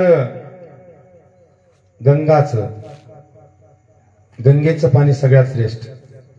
2 सरोवर, बारव, विहीर, त्याचं पाणी मध्यम, आणि आपल्या घरच्या बोरचं पाणी कनिष्ठ, तिसऱ्या नंबरला. त्याच्यामध्ये पाण्यामध्ये मधुर पाणी, जे गोड पाणी आहे ते उत्तम मानलं जातं. जे फिक्क पाणी लागतं, फिक्क प्यायला, ते मध्यम मानलं जातं. आणि जे खारट पाणी आहे ते कनिष्ठ मानलं जातं. कोणतं घालायचा विचार करा. पण आम्ही लोक काय करतो की तिथंच गेलं की तिथंच असणार पाणी असतं मंदिराजवळ. पण आमच्या परमरसामध्ये काय सांगितलं? ज्या ज्या ठिकाणी आहे पाणी, परमरस ग्रंथ सांगतो ऐका, ज्या ज्या ठिकाणी आहे पाणी तिथे शिवाची पायधुनी, तिथे शिवाची पायधुनी, परी तेची उत्तम तीर्थ म्हणून अभिषेक किती देवाते. बघा परमरसात काय होई दिली. आमच्या घरचं जर पाणी दिलं तर आमच्या घरचा दोष नष्ट होतो महाराज, लक्षात ठेवा. आणि म्हणून उत्तम गंगेचं पाणी कोणतं न्यायचं तो तुमचा प्रश्न आहे. मधुर पाणी, गोड पाणी, आणि शिवाला समर्पित करावं. शिवाला समर्पित करत असताना त्याच्या कंठामध्ये विष असल्यामुळं हलहल त्याच्या अंगामधून ज्वाळा निघतात महाराज. त्याच्यामुळं त्यांनी भस्म धारण केलं, चंद्र धारण केला, मस्तकावर थंड असणारा गंगा धारण केली, पण तो दाह शांत होत नाही. यासाठी त्याला थंड पाणी टाकायचं असतं तिन्ही काळ. आणि वट्यावर नुसत्या महादेवाची पिंड कधी स्थापन होत नाही, त्याला आच्छादन लागतं, कमीत कमी मंडप टाकावं लागतं. आणि अशा या शिवलिंगाची जर एखाद्या वेळेस उघड्यावर स्थापना केली तर त्याला दही आणि मुरमुरे चोळावं लागतात पहिल्यानं, प्राणप्रतिष्ठा रूपानं, आणि पत्र टाकावं लागतात किंवा असं मंडप द्यावं लागतो वर, कमीत कमी आच्छादन पाहिजे. उघड्यावर महादेव कधीच नसतो, कोणाच्याच घरात नाही. आणि आम्ही कुठं ठेवतो? तुळशी जवळ, उन्हामध्ये. त्याच्या अंगाचा लहालहा होतो.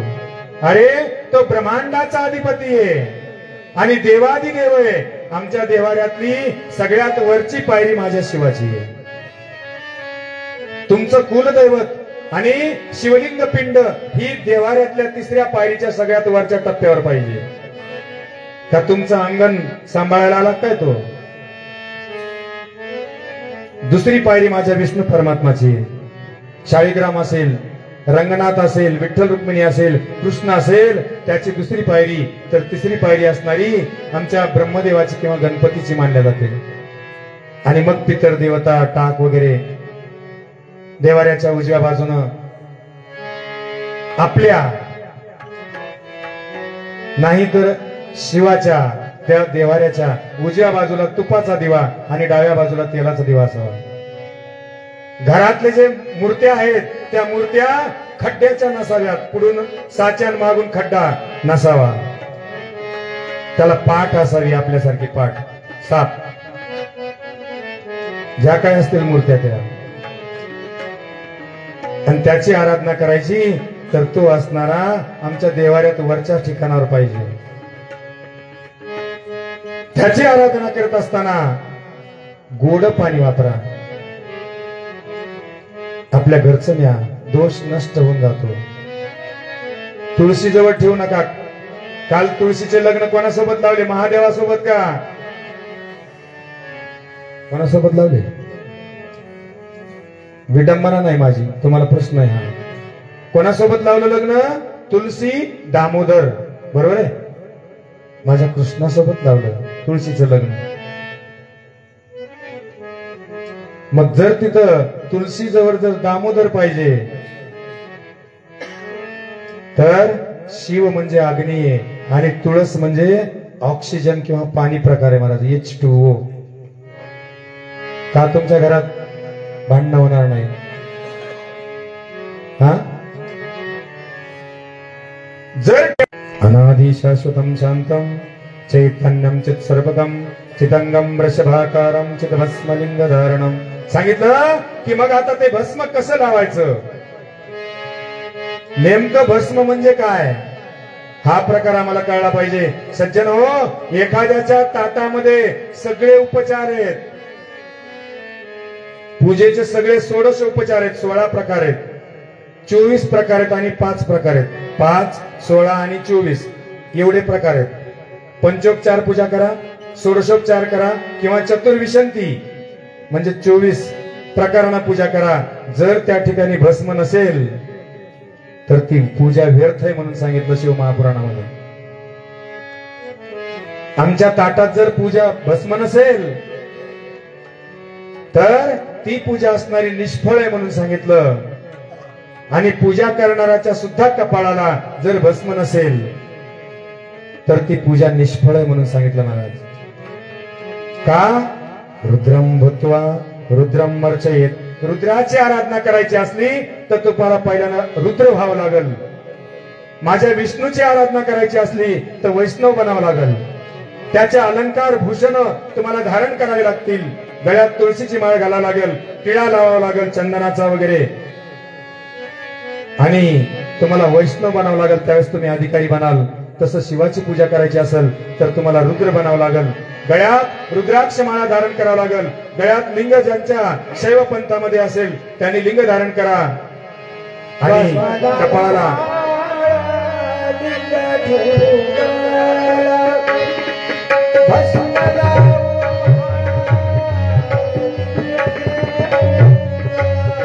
भस्म लावू भाळा, लिंग ठेवू गळा, भस्म लावू भाळा,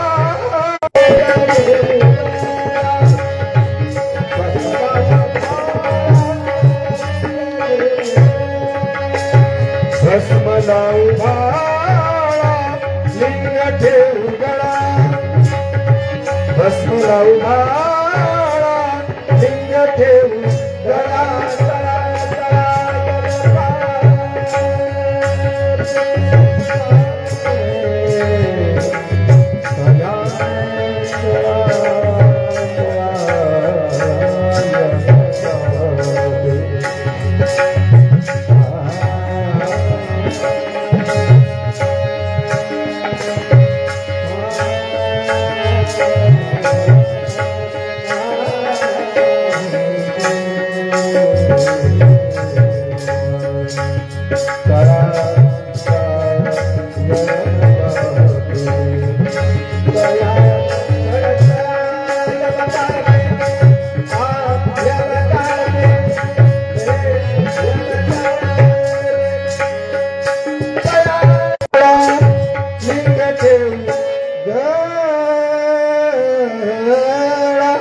सांगितलं महाराज.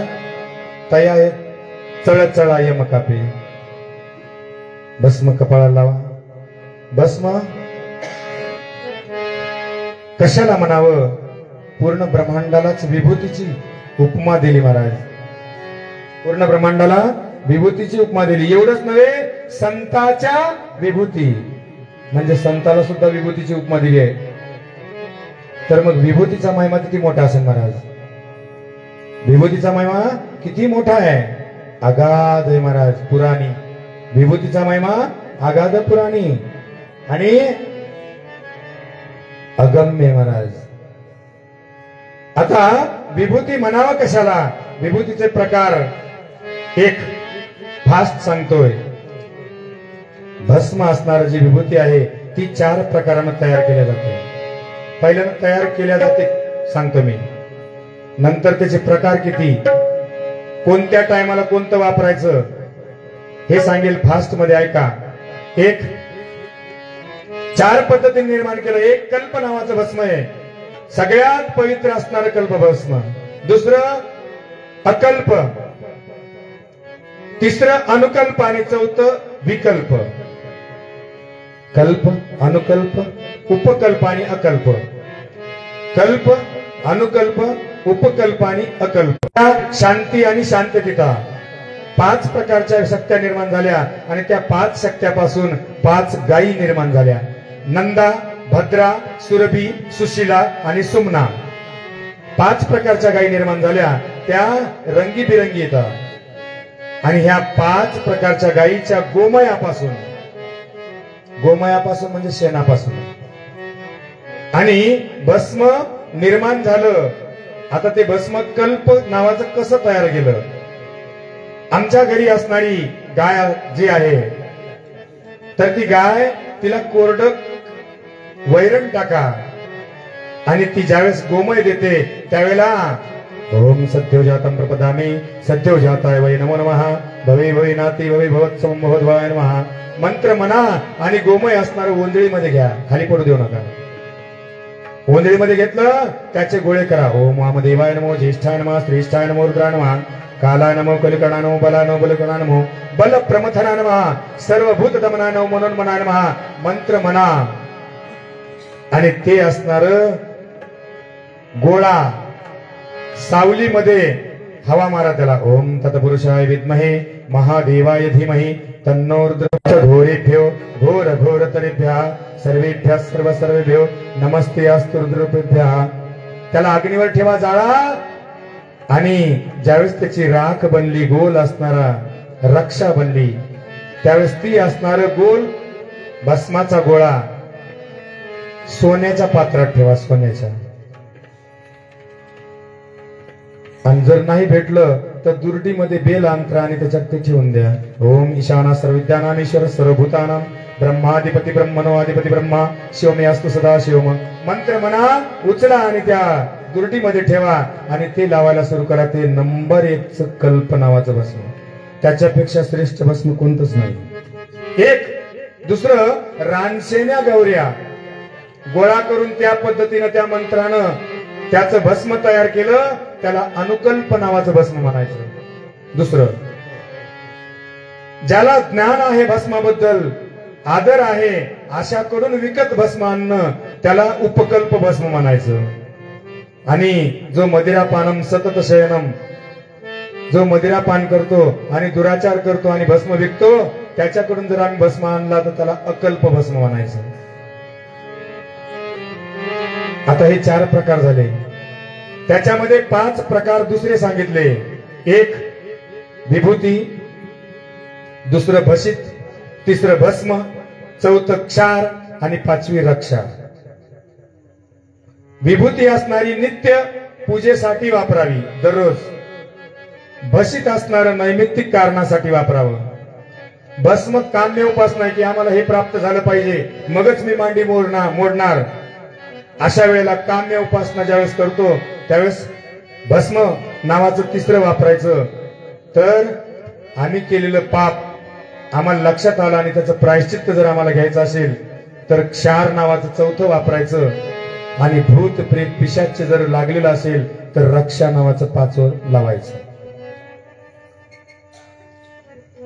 आता त्या भस्मामध्ये जे काही आम्ही भस्म लावतो हे त्रिपुंडच का लावतो? 3च पुंड्र का? 3 एकर 1 गुंठा म्हणतात. काही लोक त्याचा उपास करतात. पण सज्जनो, पहिली रेषा असणारी अहवनीय, दुसरी गार्हपत्या आणि तिसरी दक्षिणाग्नी नावाची रेषा आहे. पहिल्या रेषेच्या ठिकाणी अहवनीय नावाची रेषा जी आहे तिथं रजोगुण आहे, तिथं अकार आहे, तिथं ब्रह्मदेव आहे, तिथं प्रातःसवन आहे आणि तिथं रजोगुण असल्याच्या कारणानं कोणी जर आबला जात असली तर आम्ही भुवई खाली करून तिच्याकडे बघतो. रजोगुण अहवनीय नावाची रेषा आहे.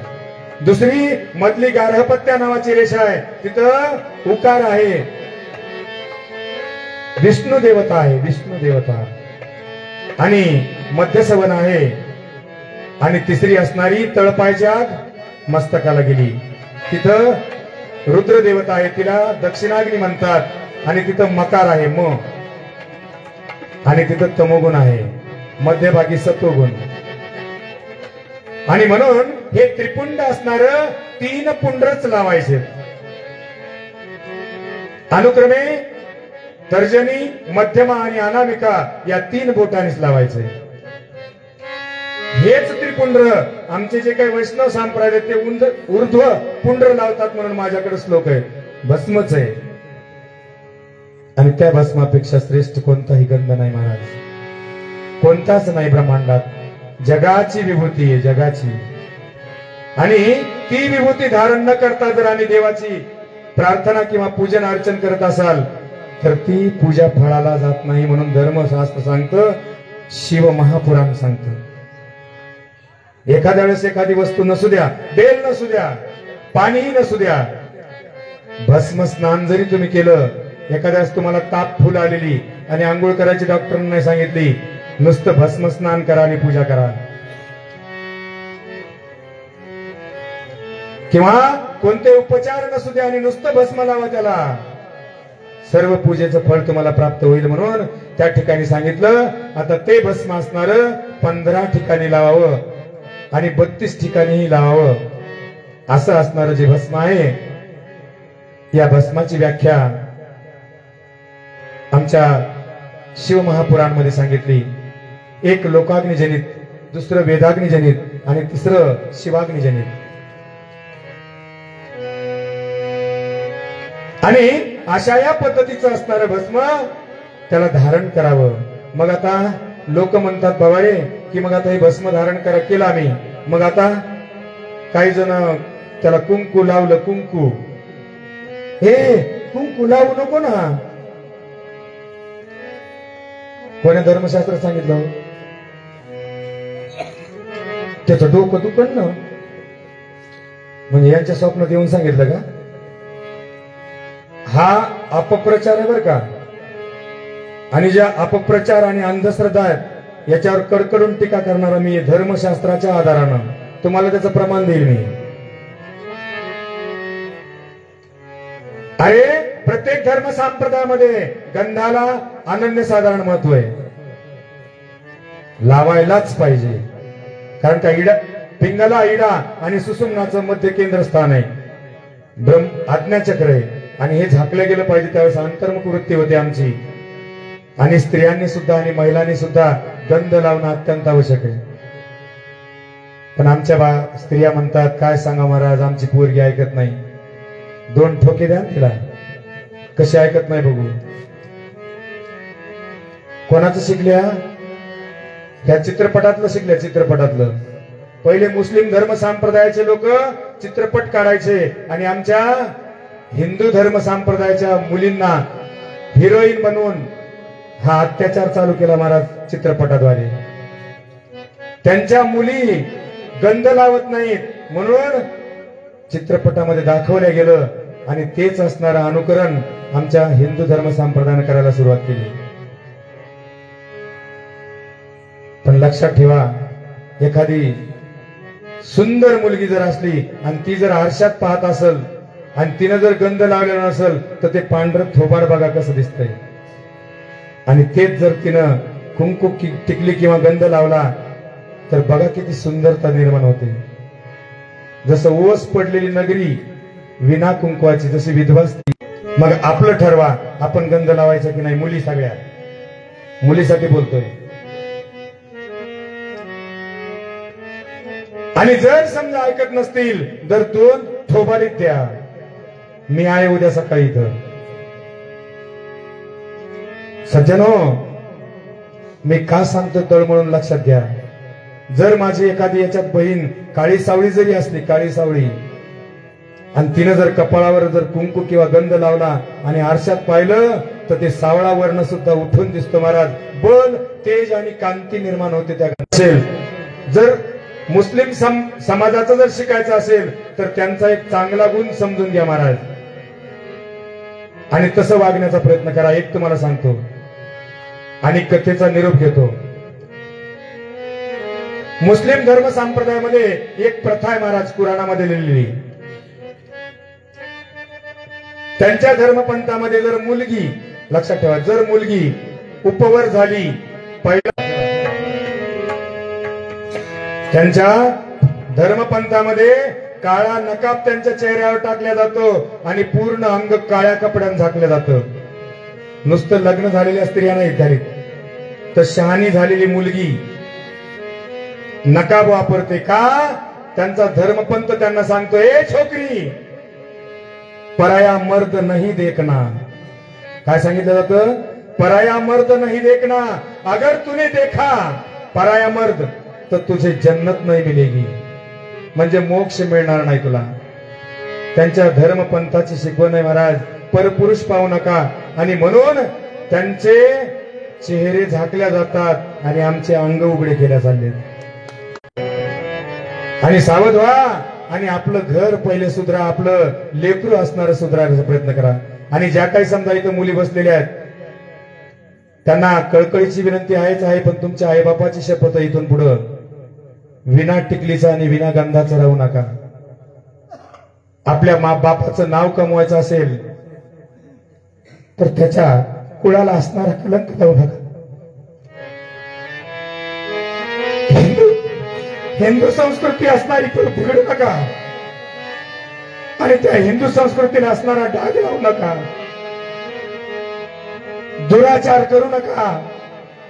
आणि माझ्या देशात आणि ज्या काही आपल्या मुली आहेत यांना गंध आणि टिकली लावायला सांगायची. तुम्हाला सुद्धा तुमच्या मायबापाच्या शब्दात या स्टेजवरून सांगतो, माई ज्या काय आहे त्या. आणि बाप लोकांना सुद्धा सांगतो, जर मुलगी विना टिकलीची जर शाळेत दिसली तर 2 थोपाडीत देण्याचा प्रयत्न करा. कोणता शिक्षक सांगतो विना टिकलीचं मुलगी पाठवा म्हणून बघतो त्याची मध्ये मजा मी. रजनी चूर्ण समायुक्तम रक्तवर्ण सुशोभनम सौमंगलम करम शुद्धम कुमकुम अर्पयाम्यहम्. सज्जनो, त्या माझ्या शिवाला आणि सांगितलं जातं की कुंकुलिंगम संचित पाप विनाशक लिंगम